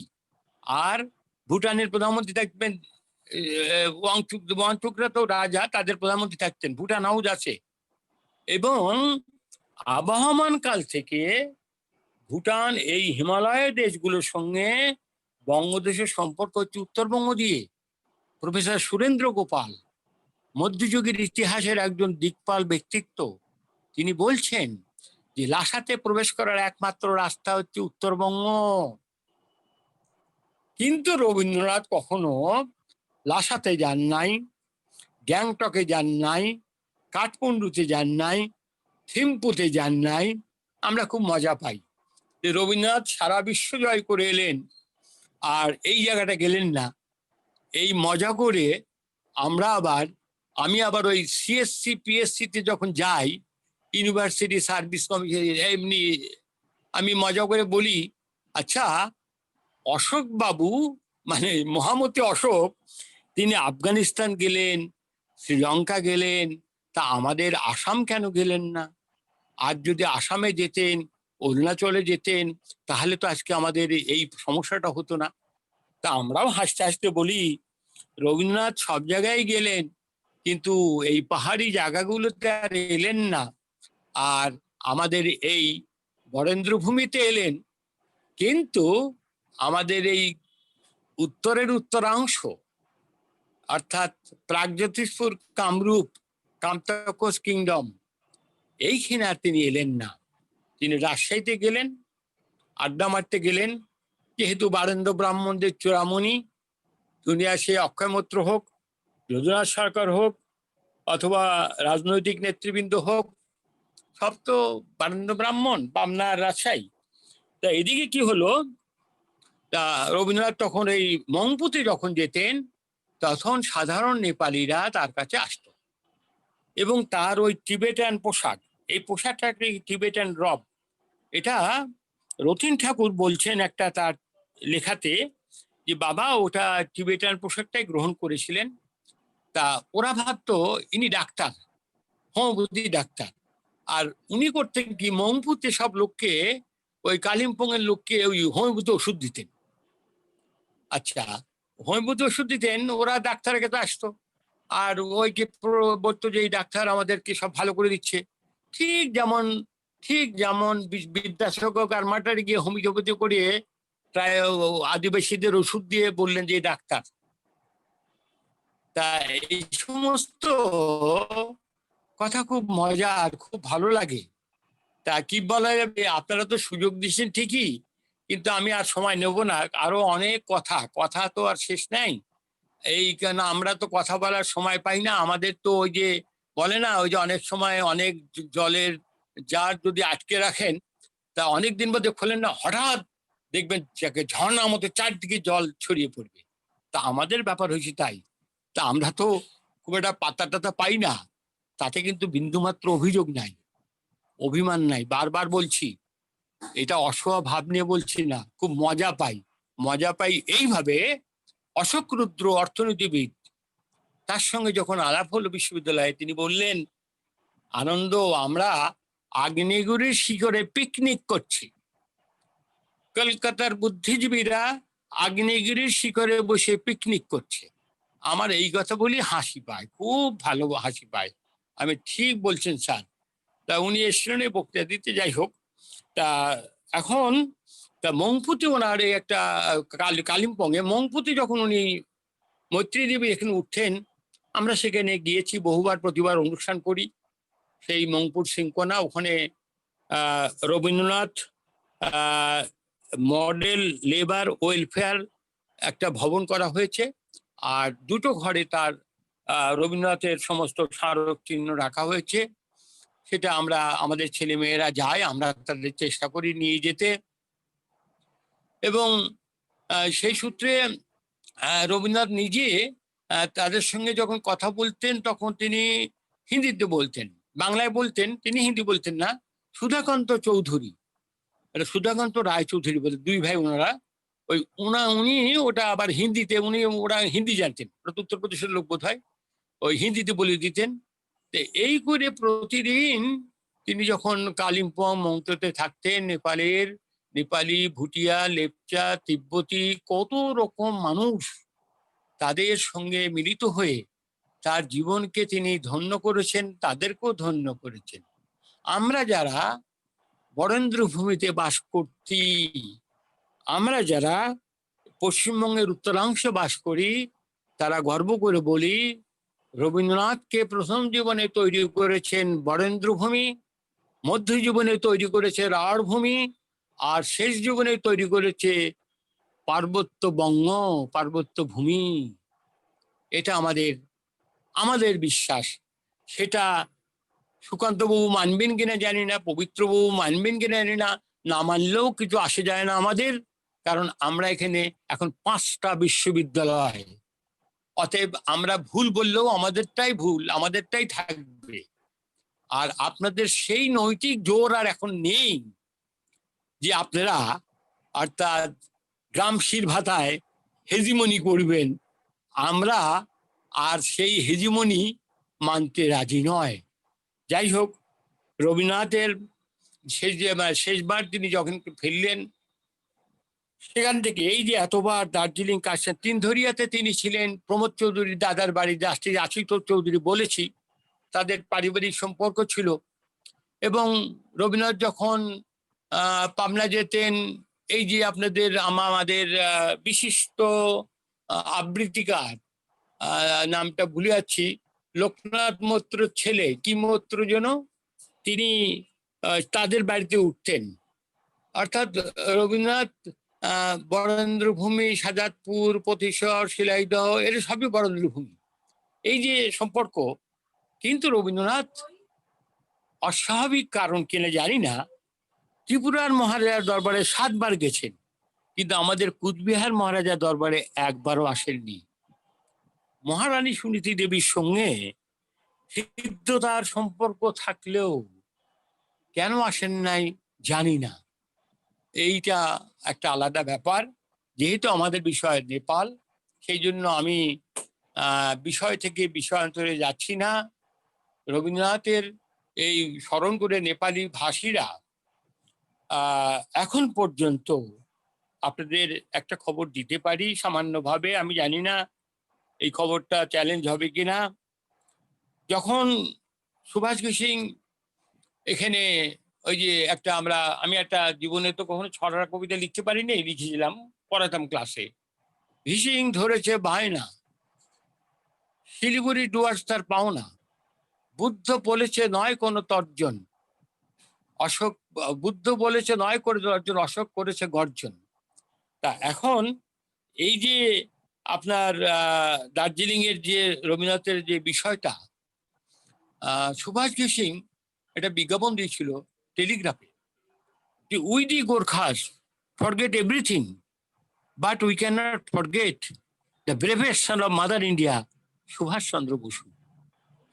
সুভাষচন্দ্র বসুকে নেপালিরা অসাধারণ, অসামান্য শ্রদ্ধা করে, সম্মান দেয় এখনো। যাই হোক, রবীন্দ্রনাথকেও তারা সম্মান দেয়। সেই পরশমণি প্রধানের বাড়িতেও, তার ছেলেদের বাড়িতেও তারা এখনো রবীন্দ্রনাথের ছবি, রবীন্দ্রনাথের সমস্ত বিষয় তারা চর্চা করেন। এবং রবীন্দ্র চর্চা কেন্দ্র এই সমস্ত আপনার ওখানেও হচ্ছে। আমাদের তরুণ যারা নেপালি অধ্যাপক আসে, আমি যেহেতু প্রায় 5 বছর এসে অবসর নিয়েছি, তবুও যোগাযোগ আছে। সেটা হচ্ছে যে একটা সমস্যা হয়েছে যে এই নেপালি ছেলেরা, এরা অধিকাংশই হচ্ছে বেনারস থেকে, বেনারসের যে পছন্দ করে, কারণ বেনারস যেহেতু হিন্দি ভাষী, আর ওদের সাথে হিন্দির স্ক্রিপ্ট এবং গ্রামারের মিল আছে কিনা জানি না, একটা মিল আছে। এটা আমাকে আমাদের তুলসী বাহাদুর ছেত্রী বলেছিলেন, ওই ভদ্রলোক অধ্যাপক, যে এরকম ব্যাপার। ফলে এখন কেউ বাংলা পড়তে আসে না, কলকাতাও পড়তে যায় না, বাংলা পড়ে না। আর রাজনৈতিক যে কি বলবো টানাপোড়েন, তাতে এখন ওই পার্বত্য অঞ্চলে বাংলা ভাষার নাভিশ্বাস, মানে মানে মানে তাদেরকেও একথা বলছে না যে আপনারা তো রবীন্দ্রনাথ, বঙ্কিম, বিবেকানন্দ, ডিএল রায় এসব পড়েছেন, এসব অনুবাদ করেছেন, এসব একাডেমি হয়েছে, কলকাতায় পড়েছেন, আশুতোষ মুখার্জি করেছে, বর্ধমানের মহারাজা করেছে, কুচবিহারের মহারাজা করেছে, সবই তো তারা করেছে। তা আপনারা আমাদের থেকে আলাদা হতে চাচ্ছেন কেন? এই কথাটা বলার লোক পশ্চিমবঙ্গে আছে বলে আমি এখনো পাইনি। আমি 6খানা বাংলা 2খানা ইংরেজি কাগজ পড়ি, পত্রিকাও পড়ি, মফস্বলে থাকি তো ওই সেই জন্য ওগুলো একটু পড়তে হয়, কিন্তু দেখিনি তারা কখনো বলে না যে দার্জিলিং ভৌগোলিকভাবে মনে হতে পারে একটা আলাদা অঞ্চল, কিন্তু সাংস্কৃতিকভাবে প্রফেসর জহর সেন যখন চর্চা করেন, নেপাল নিয়ে লেখেন, দার্জিলিং নিয়ে লেখেন, তখন কিন্তু মনে হয় না যে দার্জিলিং আলাদা। দার্জিলিং এর সেই এম.এন. ব্যানার্জি রোড, সমস্ত কাউন্সিলররা, হেমলতা সরকার পৌরসভার কাউন্সিলর, হ্যাঁ বলতে পারেন যে জনবিন্যাসের পরিবর্তন হোক, কিন্তু অতীতটাকে তো এইভাবে মুছে ফেলা যাবে না রাজনৈতিক কারণে। আর এই মুছে ফেলার জন্যই রাজনৈতিক নেতৃবৃন্দ, অর্থাৎ অর্থাৎ কি বলে যেন, দিল্লিতে সাউথ ব্লকও বোঝে না, নর্থ ব্লকও বোঝে না, নবান্নও বোঝে না, যে ব্যাপারটা কিন্তু ওরকম নয়। আমাদের সাথে তাদের যে সাংস্কৃতিক সম্পর্ক এবং আমরা তাদের যেভাবে তাদের ভাষার মান্যতা দিয়েছি এবং আমরা দিছি, মানে সরকার দিয়েছে এবং এখনো সম্মান করি, অতএব আলাদা হওয়ার জায়গাটা কোথায় সেটা কিন্তু জানি না। গ্রিস দেশে তো ছোট ছোট রাজ্য ছিল, কিন্তু ছোট ছোট রাজ্য হোমার ছিল সেতু বন্ধন। আমাদের সেতু বন্ধন পাহাড় সমতলের সেতু বন্ধন রবীন্দ্রনাথ। আমরা মনে করি যারা এই অঞ্চলে থাকি, যারা মহানগরে থাকেন, তারা দার্জিলিং দেখতে আসেন, ঘুরতে আসেন, কিন্তু আমাদের তো ঘাড়ে নিঃশ্বাস নেয়, আমাদের ঘাড়ে নিঃশ্বাস নেয় নেপাল, ভুটান, সিকিম এবং ডোকলন। যে ডোকলনের কথা আপনারা কাগজে পড়েন, সেটা বায়ুপথে শিলিগুড়ি থেকে মাত্র 36 কিলোমিটার। অতএব আমার যেসব তরুণ বন্ধুরা যাদবপুর, কলকাতার চীনের হয়ে কাজ, মানে তারা স্লোগান দেন, আমাদের কথা একটু ভাববেন যে আমাদের এই শিলিগুড়ি যদি তারা নিয়ে নেয় তাহলে গোটা উত্তর পূর্ব ভারত চলে যাবে। আপনারা আপনারা চীনের ভক্ত হন, আমার তাতে আপত্তি নেই, কিন্তু আমাদের কথাটাও ভাববেন। আমরা দুবার উদ্বাস্তু হয়েছি, একবার পাকিস্তান থেকে, একবার আসাম থেকে। আবার যদি আপনারা উদ্বাস্তু করে দেন তাহলে আমার এই তরুণ বন্ধু বান্ধব যাদবপুর, কলকাতা হোক কলরব, তাদের প্রতি বিনীত নিবেদন রইল, আপনারা আমাদেরটাও দেখবেন। শুধু মানে যারা নিপীড়িত ঠিকই, আমরাও কিন্তু একভাবে নিপীড়িত, আমরাও কিন্তু শঙ্কায় থাকি, এই বোধহয় আবার বোধহয় একটা অসুবিধা, আবার বোধহয় সংকটে পড়লাম। যাই হোক, তবে একথাও স্মরণ করিয়ে দিই, ঘুটে পড়ে গোবর হাসে, ঘুটে পড়ে গোবর হাসে। আপনারা এখন হয়তো অনেক কিছু ভাবছেন, করছেন। আমরা যদি দেবালয়ে যদি আগুন লাগে, আপনারা কি আলাদা থাকতে পারবেন? যাই হোক, রবীন্দ্রনাথকে এই যে বলার সুযোগ দেবদুলাল বাবু দিয়েছেন, এবং আমার মনে হয় আমার একেবারে কাছের মানুষ, বলবো না আপনজন, ডক্টর প্রণবচন্দ্র, যাকে আমি পণ্ডিত মান্য করি, সেই সুযোগ করে দিয়েছেন। এবং উনি আমাদের দত্তরায় মশাই ময়মনসিংহের লোক, আর আমরা পাবনার লোক।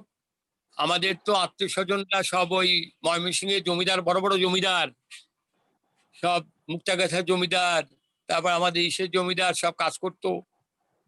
আর দত্ত রায় আমার প্রতিবেশী, ডক্টর বিনু দত্ত রায় কবিতা লেখেন, খুব ভালো লাগলো। আপনাদের কি লাগলো জানি না, তবে আপনারা যে কোনো প্রশ্ন করলে আমার যদি সঞ্চয় কিছু থাকে আমি সেটা বলবো, উত্তর দেবো। সঞ্চয় না থাকলে পরাজয় বরণ করব। পরাজয় বরণ করার একটা তীব্র স্বাদ আছে, কারণ আপনারা প্রজ্ঞানাচার্য, আপনারা মেগা সিটির সারস্বত সমাজের চূড়ামণি। তাই আপনাদের কাছে পরাজয় বরণ করা গর্বের, গৌরবের, আনন্দের। নমস্কার, ধন্যবাদ।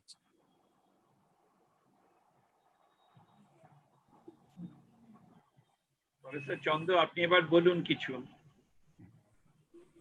হ্যাঁ, ধন্যবাদ স্যার। আমরা যখন আপনার কথা বলছিলাম শুরুতে, সেই সময়তে একটু যোগাযোগের বিভ্রাট হয়েছিল। তা শ্রোতা বন্ধুরা তো শুনেছেন, আর স্যার নিজেও বললেন আমাকে, এর আগেও বলেছি, শুধু আমাকে না, সপরিবারে আমাকে আর কি সব এত স্নেহ করেন এবং উত্তরবঙ্গ মানুষকে স্নেহ করেন যে সেটা বলার নয়। আর স্যারের কাছে যেটা শুনলেন, মানে আমার মনে হয় যে বিশেষ করে আমরা যারা নতুন প্রজন্মের, যারা এই প্রবীণ মানুষ, তাদের কাছে এই আগুনের ছোঁয়া পাওয়াটা কিন্তু খুব জরুরি। সত্যকে জানা, সেই রবি ঠাকুরের মৃত্যুর বোধহয় সামান্য কিছুদিন আগেই লেখা, সত্য যে কঠিন সে কখনো করে না বঞ্চনা।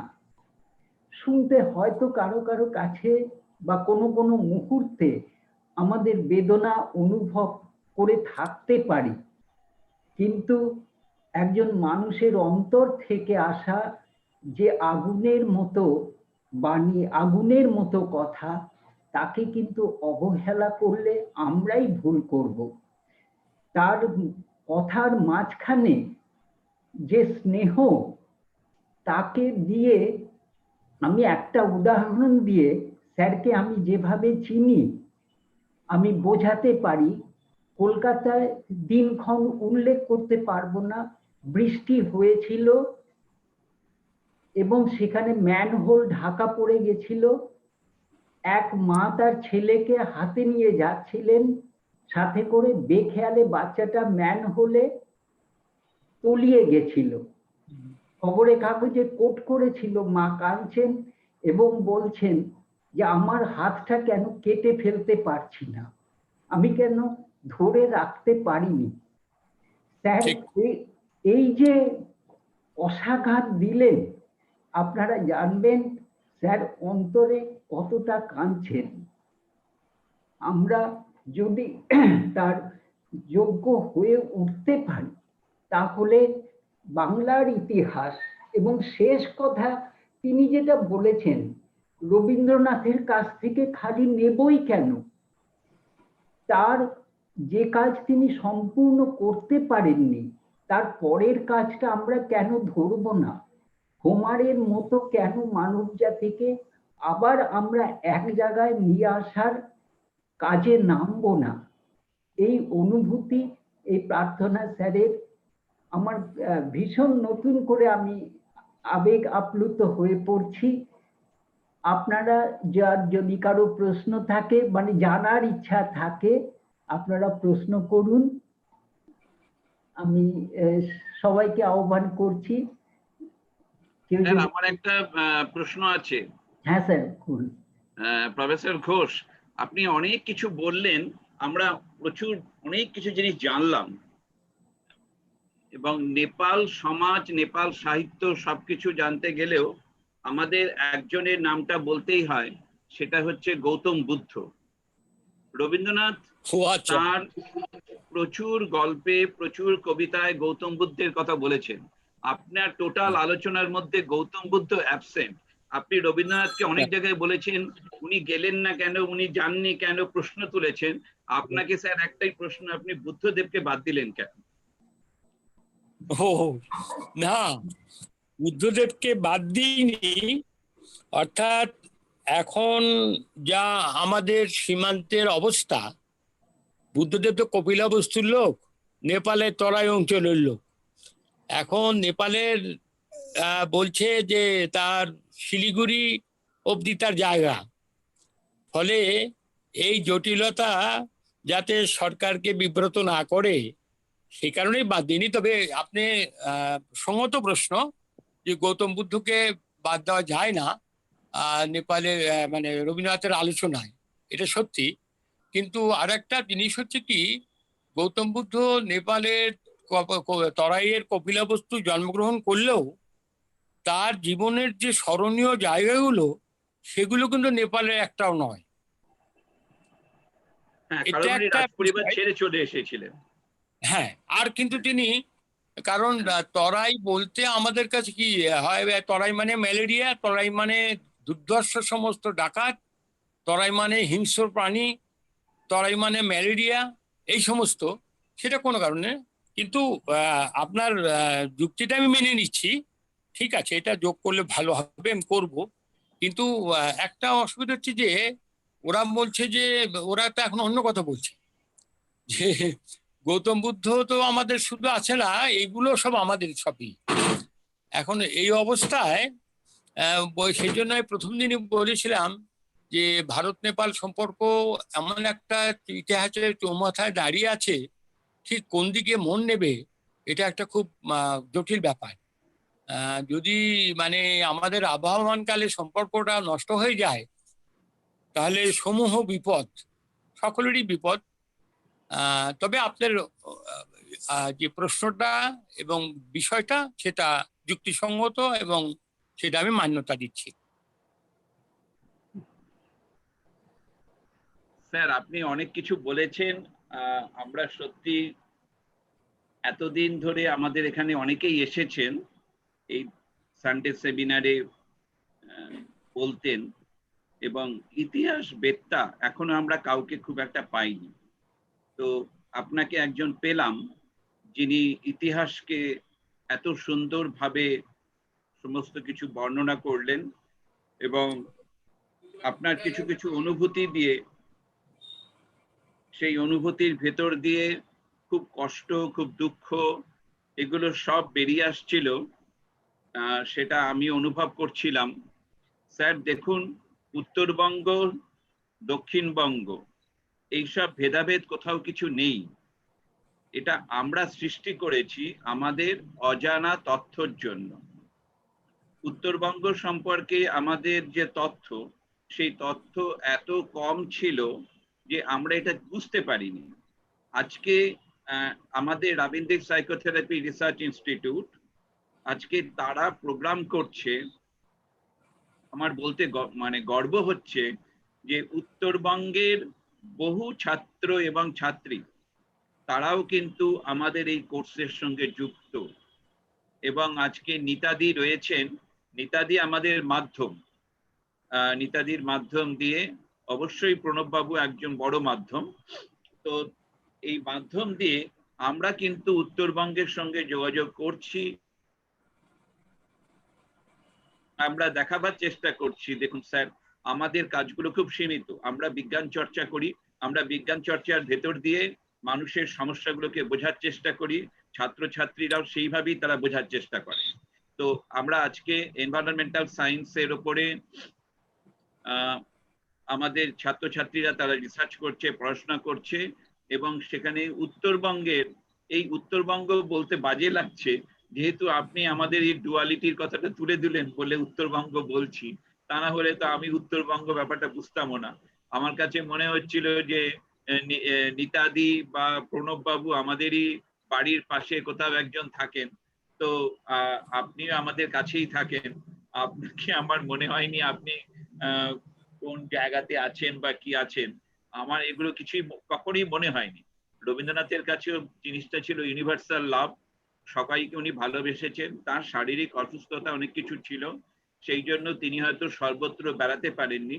রবীন্দ্রনাথের একটা, যখন আপনি এত কথা বলেছেন তাই জন্য আমি একটু বলে রাখি, রবীন্দ্রনাথ গিয়েছিলেন ইউরোপে এবং প্রফেসর প্রশান্ত চন্দ্র মহলানবিশ তিনি অবজার্ভ করলেন যে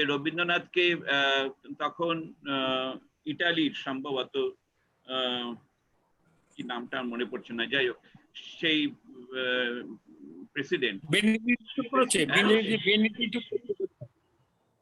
আমার এক্ষুনি নামটা মনে পড়ছে না স্যার, আপনার মনে পড়ে? বেনিডিটো ক্রোচে হতে পারে, বেনিডিটো ক্রোচে, ইতালির বুদ্ধিজীবী। হ্যাঁ, তো না মনে হয় মুসোলিনি হয়তো। তো মুসোলিনি হচ্ছে রাষ্ট্রপতি আর বেনিডিটো ক্রোচে হচ্ছে বুদ্ধিজীবী। না, বুদ্ধিজীবীরা মুসোলিনি তার মানে ডেকেছিলেন, মুসোলিনি রবীন্দ্রনাথকে ডেকেছিলেন। এবং হ্যাঁ, মুসোলিনি যেটা করেছিলেন, রবীন্দ্রনাথ নোবেল প্রাইজ পাওয়ার পরে মুসোলিনি এমন ভাবে রবীন্দ্রনাথকে প্রেজেন্ট করেছিলেন যাতে তার ফলে রবীন্দ্রনাথের একটা অমর্যাদা হচ্ছিল, এবং সেটা কিন্তু রবি ঠাকুর বুঝতে পারেননি। এবং সেটা প্রফেসর প্রশান্তচন্দ্র মহলানবিশ তিনি সেটা বুঝেছিলেন, এবং তিনি তখন কবিকে বলেছিলেন যে আপনি এই ব্যাপারে সতর্ক হন, আপনি সব জায়গায় চলে যাচ্ছেন, আপনি সব জায়গায় যাবেন না, কারণ কখনো আপনার এই ইমেজটাকে, আপনার এই স্কিমাটাকে অন্য কোনো রাষ্ট্র নানাভাবে তারা ইউজ করতে পারে। তো এটাও একটা ঘটনা। প্লাস যেটা রবীন্দ্রনাথের শারীরিক অসুস্থতা অনেক ছিল, সেই জন্য উনি নেপালে রাজদরবারে যেতেও পারেননি, সেই ঘটনাও আমরা জানি। বুদ্ধগয়াতে উনি গিয়েছিলেন, বুদ্ধগয়াতে গিয়ে উনি ওনার হোমেজ, উনি ওনার প্রে করেছিলেন। আমারও সৌভাগ্য হয়েছিল নেপালে তরাই অঞ্চল দর্শন করার। আপনি নেপালে তরাই অঞ্চল নিয়ে যা বললেন, আমি অবশ্য তরাই অঞ্চলে গিয়ে সেটা দেখিনি। তো আমিও নেপালে গিয়েছি এবং তরাই অঞ্চল দেখেছি। কাঠমান্ডু আমি গেছি, কাঠমান্ডুতে ত্রিচাঁদ ইউনিভার্সিটিতে আমি লেকচার দিয়েছি। ত্রিচন্দ্র কলেজে গিয়ে রাবীন্দ্রিক সাইকোথেরাপির উপরে আমি লেকচার দিয়েছি। এবং সেখানে সুনীতি শ্রেষ্ঠা ম্যাডাম ছিলেন, তিনি রবীন্দ্রনাথের সাথে যেহেতু আমি কাজ করি, রবীন্দ্রনাথের চিন্তাভাবনা নিয়ে আমি কাজ করি, উনি খুব প্রশংসা করেছিলেন। এবং এখনো কাঠমান্ডুতে আমার প্রচুর ছাত্রছাত্রী রয়েছে যারা বিভিন্ন বিষয়ে তারা গবেষণা করছে, এবং তারা কিন্তু আমাদের এই রাবীন্দ্রিক সাইকোথেরাপি রিসার্চ ইনস্টিটিউটের কর্মপদ্ধতি সেগুলো সম্পর্কে তারা ওয়াকিবহাল। বর্তমানে কিছু রাজনৈতিক অস্থিরতা তৈরি হয়েছে, তাই জন্য হয়তো তারা আমাদের কাছে সহজে আসতে পারছেন না, তা না হলে কিন্তু তারাও আসতে পারতেন। স্যার, তবে খুব ভালো লাগলো আপনি এতটা সময় আমাদেরকে দিয়েছেন, এতটা সময় আপনার কাছ থেকে পাওয়াটা অমূল্য সম্পদ। এবং আজকের এই টোটাল আলোচনা ইউটিউবে রেকর্ডেড হয়েছে, সবাই এটা জানতে পারবে, দেখতে পারবে, বুঝতে পারবে, আপনার অনুভূতি সবাই বুঝতে পারবে। ভালো হয়েছে। আচ্ছা, আর কারো কি কিছু বলার আছে? কারোর মনে কোনো যদি প্রশ্ন থাকে, please, if you have any question, please you ask, otherwise we will end the program. Is there any question? আচ্ছা, প্রশ্ন নয়, নমস্কার। হ্যাঁ, ইয়েস, হ্যাঁ আপনি আছেন, প্রফেসর গাঙ্গুলি বলুন। আচ্ছা, নমস্কার, বলুন। আমি government college of education Banipur, এটা উত্তর চব্বিশ পরগনা জেলায়, সেখানকার এটা একটা বিএড কলেজ, সেখানকার ভারপ্রাপ্ত অধ্যক্ষ ডক্টর রমলান গাঙ্গুলি বলছি। স্যার, আপনার যে মনজ্ঞ পরিবেশন অত্যন্ত, মানে কি বলবো, মন্ত্রমুগ্ধের মতো শুনছিলাম এতক্ষণ, শ্রোতার মতো। আপনার নিবেদন অত্যন্ত সুন্দর হয়েছে। আমার মানে রবীন্দ্রনাথের সাথে যে নেপালি সাহিত্যের সম্পর্ক নিয়ে আপনি বললেন, আমার এ বিষয়ে বিস্তারিত অধ্যয়ন নেই। আমি একটু আপনার কাছে অন্য একটা সম্পর্কিত বিষয়ে জানতে চাইছি, যে আপনি এটা অত্যন্ত সঠিকভাবেই বললেন যে আমরা যারা দক্ষিণবঙ্গে থাকি, বিশেষ করে কলকাতায় থাকি, তারা সত্যি কলকাতার সাথে যে বাকি পশ্চিমবঙ্গের, এখানে প্রফেসর দেবদুলাল বাবু আছেন, আপনি মানবেন কিনা জানি না, কিন্তু এটা বাস্তব যে উন্নয়ন, পশ্চিমবঙ্গের উন্নয়ন শুধুমাত্র কলকাতা কেন্দ্রিক, সেটা দীর্ঘদিন ধরে হয়েছে, এখনো চলছে। উত্তরবঙ্গে আমার পরিবারের আত্মীয় স্বজন রয়েছে কুচবিহার জেলায়, আমি জানি সেটা, আমি জলপাইগুড়ি জানি, শিলিগুড়ি জানি। শিলিগুড়িকে মাথায় রেখেও বলছি, শিলিগুড়ির মেন টাউনটা হয়তো ওই সিটি, কিন্তু বাকি সমগ্র উত্তরবঙ্গ এখনো পশ্চাৎপদ। এটা একটা স্যার, যেটা ক্ষোভের জায়গা, উষ্মার জায়গা, হয়তো মৃদু তিরস্কার করলেন আমরা যারা কলকাতায় থাকি, এটা সঙ্গত, আমরা মাথা পেতে নিলাম স্যার। কিন্তু আমার একটা প্রতিপ্রশ্ন, এই যে নেপালি সাহিত্য নিয়ে আমরা বললাম, আমরা যারা এই ধরুন দার্জিলিং গভর্নমেন্ট কলেজে পড়াতে যাই বা উত্তরবঙ্গ বিশ্ববিদ্যালয়ে পড়াই স্যার, আমি নেপালি ছাত্রছাত্রীদের কাছে কিছু শুনেছি, আপনি এ বিষয়ে আরো ভালো বলতে পারবেন। সেখানে পড়াবার মাধ্যম হিসেবে আমরা বাংলা ভাষাকে ব্যবহার করি, আমরা ইংরেজিতেও বলি না, নেপালি আমরা বাঙালিরা অধিকাংশই জানি না, ওই তিম্র তপাই এরকম দু একটা শব্দ হয়তো জানি। এইটা কি একটা নেপালি যে ছাত্রছাত্রী বা নেপালি অধিবাসী জনমানসে বাঙালিদের সাথে বিচ্ছিন্নতা বোধের একটা কারণ বলে আপনি মনে করেন? এটুকুনি আমার নিবেদন। ধন্যবাদ, নমস্কার। এই ডক্টর গাঙ্গুলি যে প্রশ্নটা তুলেছিলেন এটা সঙ্গত প্রশ্ন এবং বাস্তব। কারণ হচ্ছে যে আমাদের ছাত্রছাত্রীরা যারা পাহাড়ে যায় তারা সত্যি নেপালি জানে না। তবে একটা কথা ঠিক, এটা বলা দরকার যে কলেজ সার্ভিস কমিশন আমরা যখন সুযোগ পাই যাই, আমাদের নেপালি ছাত্রছাত্রীদের কিন্তু এখন সমতলে বহু কলেজে রয়েছে, তারা কিন্তু ওইভাবে পড়াচ্ছে। এখন এটা একটা প্রশ্ন, ভাষা যদি দুজনের এক হয় বা দুজন যদি ওই ভাষায় কথা বলতে পারে, তাহলে একটা হৃদয়ী সম্পর্ক গড়ে ওঠে, এটা সত্যিকার মানতে হবে। কিন্তু আমাদের সেই চেষ্টাটা আমাদের অম্লান দত্ত মশাই করছিলেন। ওই ইভিনিংয়ে আমরা নেপালি ভাষার জন্য একটা কোর্স খুলেছিলেন। কিন্তু আমার মনে হয় যে বাঙালিদের কোথায় একটা সমস্যা আমাদের হয়, আমরা ভাবি যে এই ভাষা আমরা শিখবো না, কি হলে কি দরকার, কি না হলেই তো হয়। তাই এই ফলে একটা দূরত্ব তো হচ্ছেই, এটা তো মানতে হবে, আপনি এটা ঠিকই বলেছেন। এবং আমি অভিজ্ঞতাতে দেখেছি আমাদের ডিস্ট্যান্সে যারা পড়ে দূর শিক্ষায়, তার প্রায় 50% বেশি হচ্ছে নেপালি। এবং তাদেরকে আমি একথা বলেছিলাম যে suppose the government of West Bengal to take initiative to form a separate state, কিন্তু কেন, যদি তোমাদের মনে হয় যে তোমাদের you can't develop your language your culture in the Bengali dominated West Bengal, এইটাই যদি সত্যি কথা হয়, তাহলে বলবো যে তোমাদের রাজ্যটা দেওয়ার পক্ষে, কি সঙ্গে সঙ্গে পশ্চিমবঙ্গের সমস্ত যে অংশে নেপালিরা আছে সমস্ত দার্জিলিংয়ে চলে যাবে, তখন আর কোনো উত্তর নাই। বিষয়টা কিন্তু জটিল।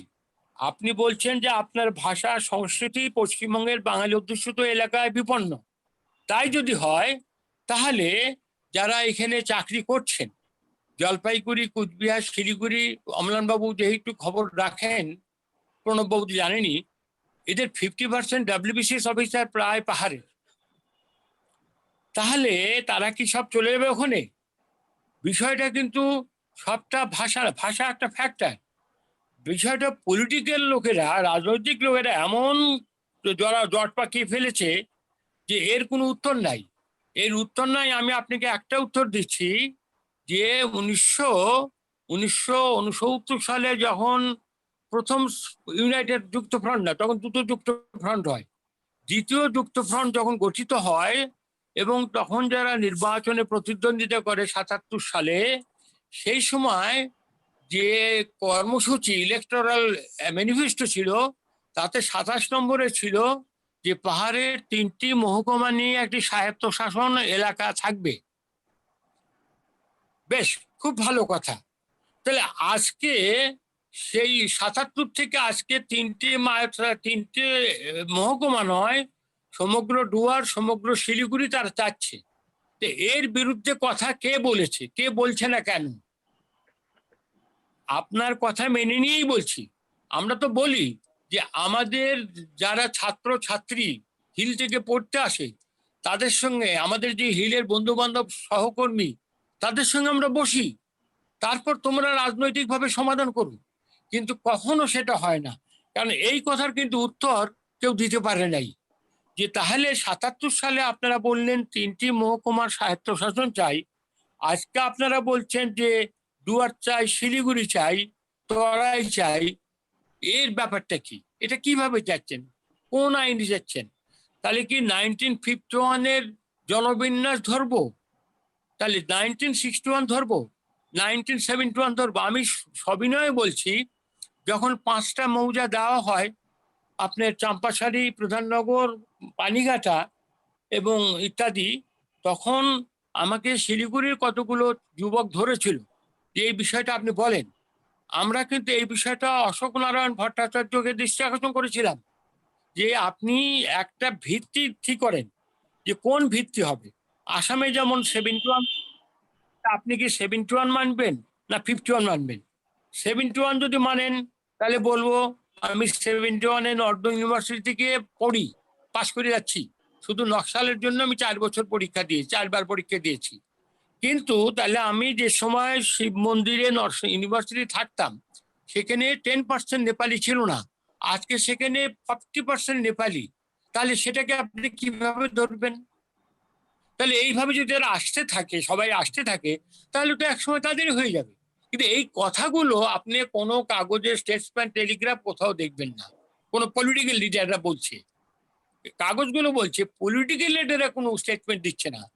না প্রয়াত সৌমেন মিত্র, না আমাদের পার্থ চট্টোপাধ্যায় শিক্ষামন্ত্রী, না কি বক্সি, তিনি দিচ্ছেন না, কেউ বলছেন না যে আপনারা এই জিনিসগুলো চাচ্ছেন কেন, কিসের ভিত্তিতে চাচ্ছেন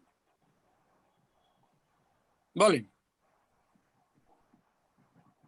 হ্যালো, হ্যাঁ, ধন্যবাদ স্যার আপনার যেটা। আমি কি বুঝাতে পেরেছি কথাটা?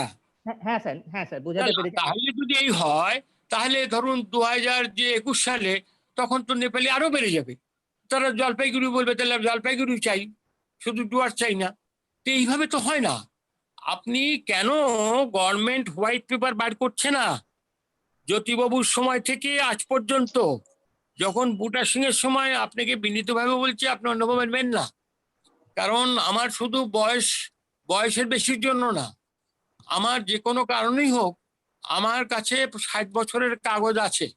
তাহলে সেই কাগজ যখন আলোচনা হচ্ছে বুটা সিং এর সঙ্গে, সুভাষ সিং, তখন কেন এই কথা বলা হচ্ছে না যে দেবপ্রকাশ রায় গোর্খা লীগের যে নেতা, তিনি 77 সালে দাবি করছেন যে বামফ্রন্টের এজেন্ডায় যে আমাদের 3টে মহকুমা স্বাস্থ্য শাসন দেওয়া হোক। তাহলে আজকে আপনারা ডুয়ার, শিলিগুড়ি, জলপাইগুড়ি চাচ্ছেন কেন? এই কথাটা কেউ বলছে না কেন? কেন পবিত্র সরকার বলবে না? কেন আমি বলবো? কেন সুবোধ সরকার বলবেন? আপনি বুঝিয়ে বলেন আমাকে, আমি তাদের তথ্য দিচ্ছি, আমি সব দেবো আপনাদের, আপনারা বলেন। স্যার, এখানে খুব আলোচনাটা ভীষণ ভালো লাগছে স্যার। আমার মনে হচ্ছে এই আলোচনাটা আবার আরেকদিন আমরা করা যেতেই পারি।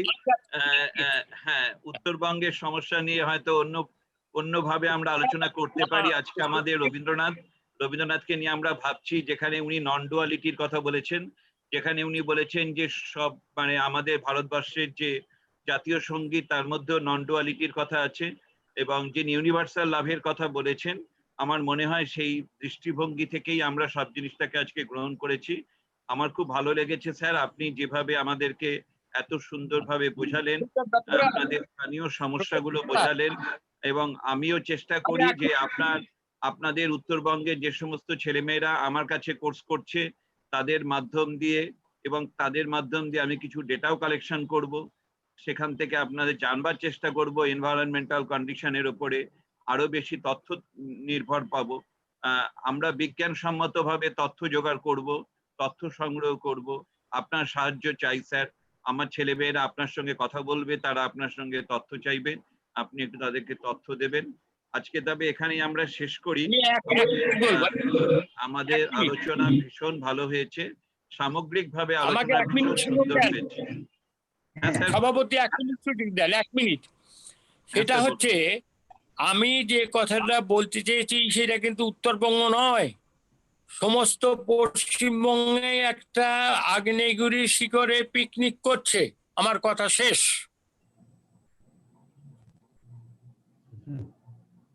অশোক রুদ্রের ভাষায় সমস্ত পশ্চিমবঙ্গ আগ্নেয়গিরির শিখরে পিকনিক করছে। অশোক রুদ্র স্যার আমাদের ইন্ডিয়ান স্ট্যাটিস্টিক্যাল ইনস্টিটিউটে ছিলেন, এবং তিনি যখন চলে যান তখন তার সভাতে আমিও ছিলাম। অশোক সেন সেখানে ছিলেন, এবং অশোক রুদ্র স্যারের সঙ্গে আমাদের একটা ওতপ্রোতভাবে জড়িত। আমার ধারণা যেটুকু সেটা হচ্ছে যে উত্তরবঙ্গের যে সার্ভে মেথডোলজি আছে সেই survey research tools and techniques সেইগুলোকে আরেকটু বেশি স্ট্রেংথেন করতে হবে। আমরা যেভাবে সার্ভে মেথডোলজির আজকে নতুন নতুন অনেক ধারা তৈরি হয়েছে সেইগুলোকে ফলো করে কোশ্চেনারের ভেতর দিয়ে ডেটা কালেকশন করে যদি আমরা কিছু জিনিস তথ্য সংগ্রহ করতে পারি তখন সেই তথ্য দিয়েও আমরা কিন্তু অনেক কিছু বলতে পারবো বলে মনে হয়। কারণ আজকের দিনে যাবতীয় প্ল্যানিং বা যা কিছু ডিসিশন মেকিং সেগুলো এখন based upon the data mining. এখন সমস্ত কিছুই হচ্ছে বিগ ডেটার মাধ্যম দিয়ে। ফলে সেই ডেটা যদি আমাদের কাছে না থাকে তখন আমরা আজকের দিনে এই রকম ভাবে কোনো ডিসিশন নেওয়াটা, তা ধরুন ফাইন্যান্সিয়াল ডিসিশন বা রাস্তাঘাট নির্মাণ, এডুকেশনাল ডিসিশন, এই সমস্ত ডিসিশন এখন based upon the big data. এবার বিগ ডেটার ভিতর দিয়ে আমরা সেইখানে মডেলিং করা হচ্ছে এবং সেইভাবে আমরা পরিকল্পনা করছি। আমার কাছে বেশ কিছু ছাত্রছাত্রী তারা এসেছে, আমি তাদেরকে চেষ্টা করছি পরবর্তীকালে বিগ ডেটার মধ্যে নিয়ে যেতে, যাতে তারা ডেটা মাইনিং করতে পারে এবং উত্তরবঙ্গ কেন গোটা পশ্চিমবঙ্গ ভারতবর্ষের যে মূল সমস্যাগুলো তারা যেন সেগুলোকে জানতে পারে। আমি ধীরে ধীরে এগোচ্ছি স্যার, যথেষ্ট চেষ্টা করছি। আমি আর কি বলবো স্যার, আমাদের ক্ষুদ্র ইনস্টিটিউট, তাও আমরা চেষ্টা করি আমাদের মতন করে যেভাবে পারি। আপনি আজকে যে এসেছেন সেটা আমাদের কাছে ভীষণ বড় পাওয়া। আপনি যে এসেছেন, আপনি যে কথা বলেছেন সেটাও কিন্তু স্যার বিগ ডেটা, সেটা নিয়েও আমরা পরবর্তীকালে ডেটা মাইনিং করব, টেক্সট মাইনিং হবে, আমার ছেলেমেয়েরা সব শিখবে, এগুলো সব শিখে আপনার আলোচনাকেও আমরা একটা জায়গায় আনতে পারবো বলে আমার দৃঢ় বিশ্বাস। প্রফেসর গাঙ্গুলি এখন নতুন যুগের প্রদীপ, উনি আমাদের সঙ্গে আছেন। আশা করছি আমাদের বিগ ডেটা রিসার্চ যখন চলবে বা আপনারা যারা এসেছেন, the persons who have attended here, so I think they will assist me, they will help me for this big data mining, etc. We have already started some course on the big data. I hope you will be with me. Thank you everybody. Yes, Mona Lisa Pattanayak is here. She is doing research under our guidance on the data mining. Irene is also working now on the data mining. So she has also learned the R script. That is the most advanced statistical software she has learned. Mona Lisa has also learned. So this is, I am very fortunate. And Annesha is our academic assistant. She has also learned the R script. I hope in near future we will move more and more on the educational development or the urban development, rural development, etc. Because Rabindranath Tagore has given importance on the rural development, agricultural development. So if we get some suitable professor, definitely we will invite. And Professor Ananda Gopal Ghosh today has mentioned the relation between Ashutosh Mukhopadhyay and Rabindranath Tagore. I visited Ashutosh Mukhopadhyay's house. I have seen the relation between these two eminent persons, and in near future, I hope Rabindranath Psychotherapy Research Institute will be able to give you some enlightening talk of another topic in near future. So thank you everybody. I am requesting Annesha, our academic administrator, to for the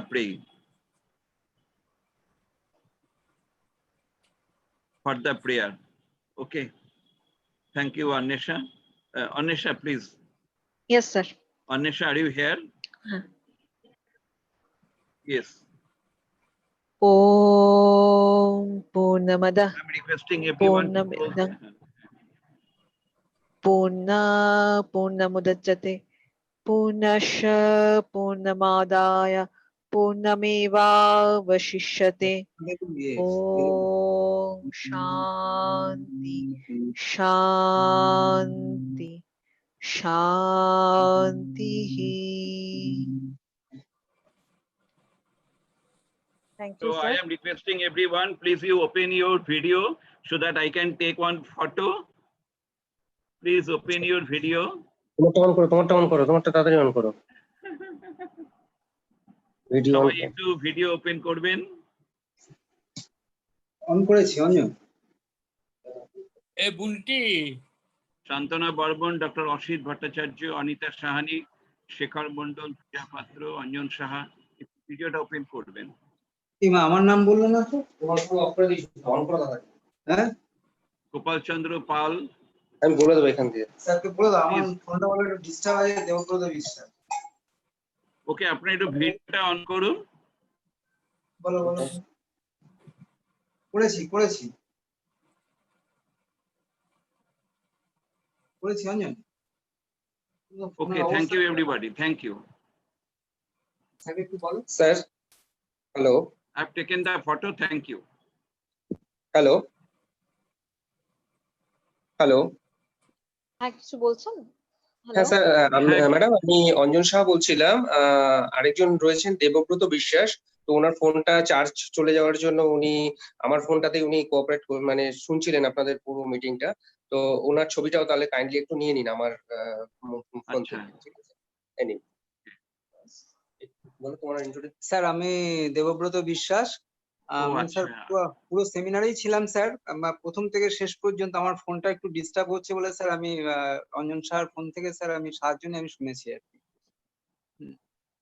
নমস্কার। অনেক ধন্যবাদ আপনাকে, অনেক ধন্যবাদ।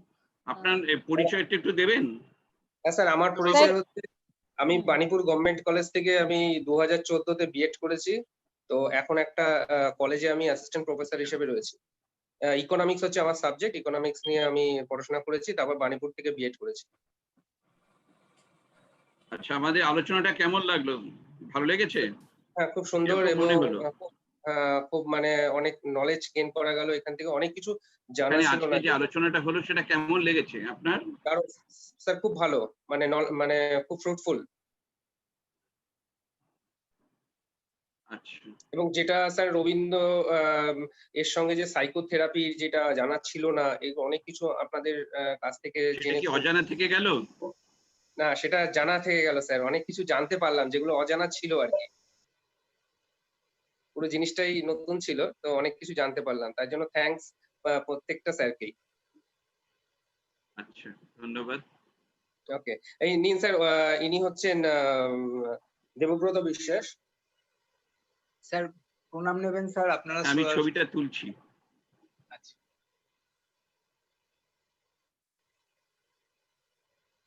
ঠিক আছে দেবব্রত বাবু। Professor Ganguly আর আপনি মনে একই সঙ্গে আছেন নাকি? স্যার আমি ওনার সঙ্গে অমলান স্যার হচ্ছেন আমাদের স্যার ছিলেন আর কি। আমি 2014-তে যখন বাণীপুর থেকে। ঠিক আছে, সবাইকে অসংখ্য ধন্যবাদ আমাদের সঙ্গে থাকার জন্য। ইন নিয়ার ফিউচার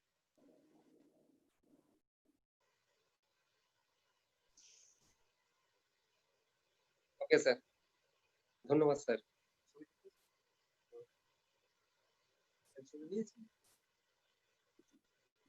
এবার তাহলে ফোনটা বন্ধ করে রাখি।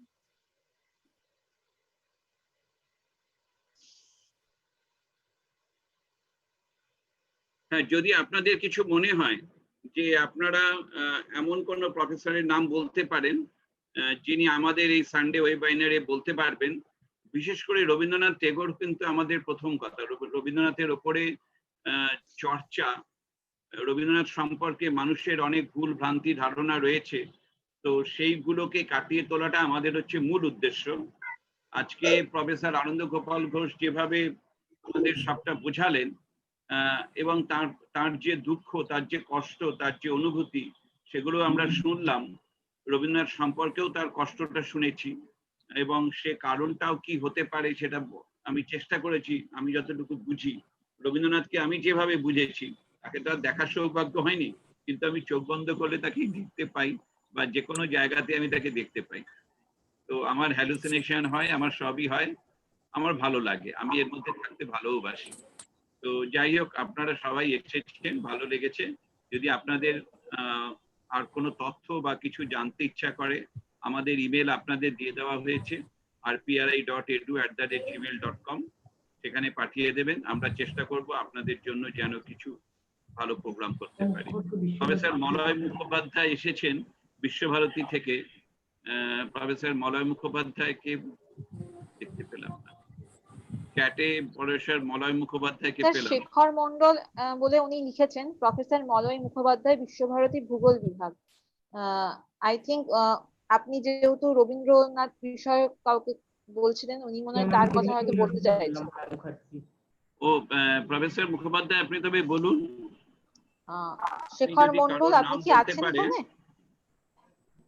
শেখর মন্ডল বিশ্বভারতী ভূগোল বিভাগ থেকে উনি এসেছেন। না স্যার, উনি ওনার নাম আই থিঙ্ক শেখর মন্ডল মলয়বাবু নামটা প্রস্তাব করছেন। আচ্ছা, মলয় বাবু নাম প্রস্তাব করেছেন। ও আচ্ছা, ধন্যবাদ। আচ্ছা আচ্ছা, নিতা ম্যাডামও বলছেন, আগে বোধহয় নিতা ম্যাডাম বলেছিলেন কোন এক সময় মলয় মুখোপাধ্যায়। আমি বন্ধু পার্থী থেকে বলাবো, খুব ভালো। হ্যাঁ, মলয় মুখোপাধ্যায়। আপনি একটু মলয় বাবুর যদি ফোন নাম্বারটা দিতে পারেন তবে ওনার সঙ্গে সরাসরি যোগাযোগ করতে পারি। হ্যাঁ স্যার, জোগাড় করে দেবো। প্রার্থী তার কাছেও আছে, আমার কাছে। দিদি, আপনি এসে গেছেন? বাবা, এত কাজের মধ্যে আপনি কি করে এসেছেন আমাদের কাছে? আমি তো খাতাও দেখছি, আমি শুনেছি স্যারেরটা, আমি খাতাও দেখছি প্যারালালি। বিএড এর খাতা দেখে দিতে হবে আমাকে, যে অম্লান জানে তো। অম্লান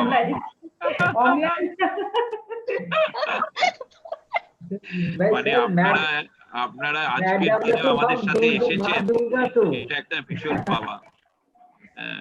আমার ছাত্রী সৌমিতাকে পেলাম না, একটু মনটা খারাপ আছে। সৌমিতাকে যদি পেতাম ভালো হতো, বলেছিল চলে আসবো। ও হয়তো পরীক্ষা এখনো দিচ্ছে হয়তো। যাই হোক, সৌমিতার আজকে পরীক্ষা নেই, আবার কালকে আছে। গতকাল দুবেলা ছিল। আচ্ছা, ধন্যবাদ ধন্যবাদ দিদি, ধন্যবাদ। খুব সুন্দর আলোচনা শুনলাম তো, খুবই ভালো লাগলো। এখন দেখা যাক আমাদের ছোট্ট ইনস্টিটিউটের মাধ্যম দিয়ে আমরা উত্তরবঙ্গ সম্পর্কে কি তথ্য পেতে পারি আর সেটা নিয়ে কি কাজ করতে পারি। প্রফেসর গাঙ্গুলি তো বললেন যে আমাদের পাশে আছেন, তো ওটাও একটা খুব বড় পাওয়া। উনি বাণীপুরে রয়েছেন, বাণীপুরেও আমি গেছি, বাণীপুরে থেকে আমি কিছু ডেটাও কালেকশন করেছিলাম এবং সেইগুলো নিয়ে নিশ্চয়ই একটা সময় আমরা আলোচনা করতেই পারি। শিক্ষা ব্যবস্থা নিয়ে আমরা আলোচনা করতে পারি। বাণীপুরের সম্পর্কে আমরা জানি, কিছুটা তথ্য আমাদের কাছে আছে। তো যাই হোক, অম্লান বাবুর আবার পাখির উপরে গবেষণাও আছে, পাখির উপরে চিন্তাও আছে। আইরিনকে আজকে প্রশ্ন করেছেন উনি পাখি নিয়ে। আইরিন জানতো ভাগ্যিস ওই পাখিটার নাম, ওই পাখিটার নাম আমরা জানি। স্যার আরেকটা সংযোজন করছি। বলুন। রবীন্দ্রনাথ নিয়ে যখন আলোচনা হচ্ছে, এই স্ট্রাইক পাখিটাকে রবি ঠাকুর একটি সুন্দর নামে ডাকতেন, সেটা হচ্ছে কাজল পাখি। আইরিনের ওই এটা দেখুন, ওই পাখির ছবিটা ওর আইকনে দেখা যাচ্ছে। পাখির ছবির চোখের পাশ দিয়ে একটা কালো রেখা আছে, সেই থেকে রবি ঠাকুর এই পাখিটার বাংলা নামকরণ করেছিলেন কাজল পাখি। আইরিন শুনতে পাচ্ছো? হ্যাঁ স্যার।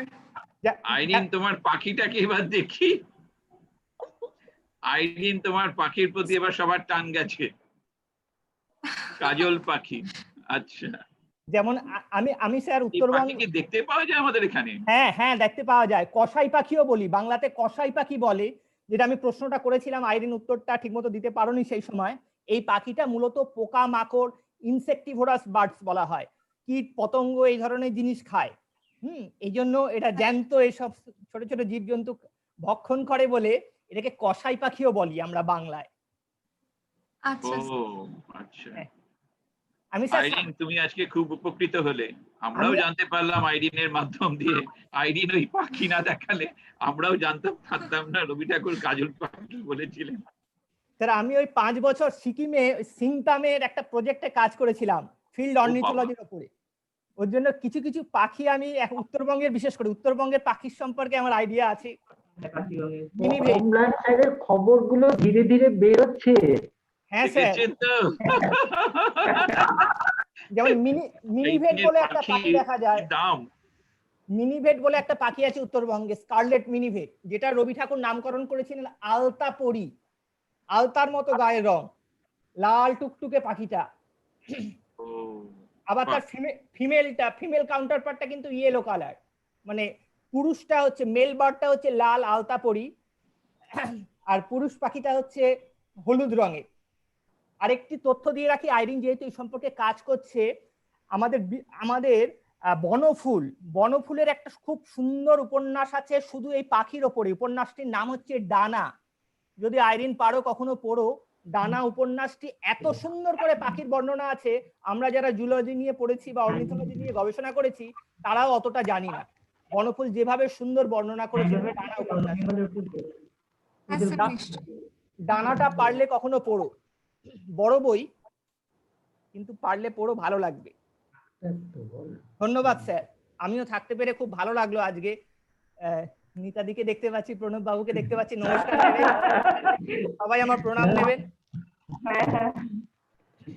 ঠিক আছে, সবাইকে নমস্কার।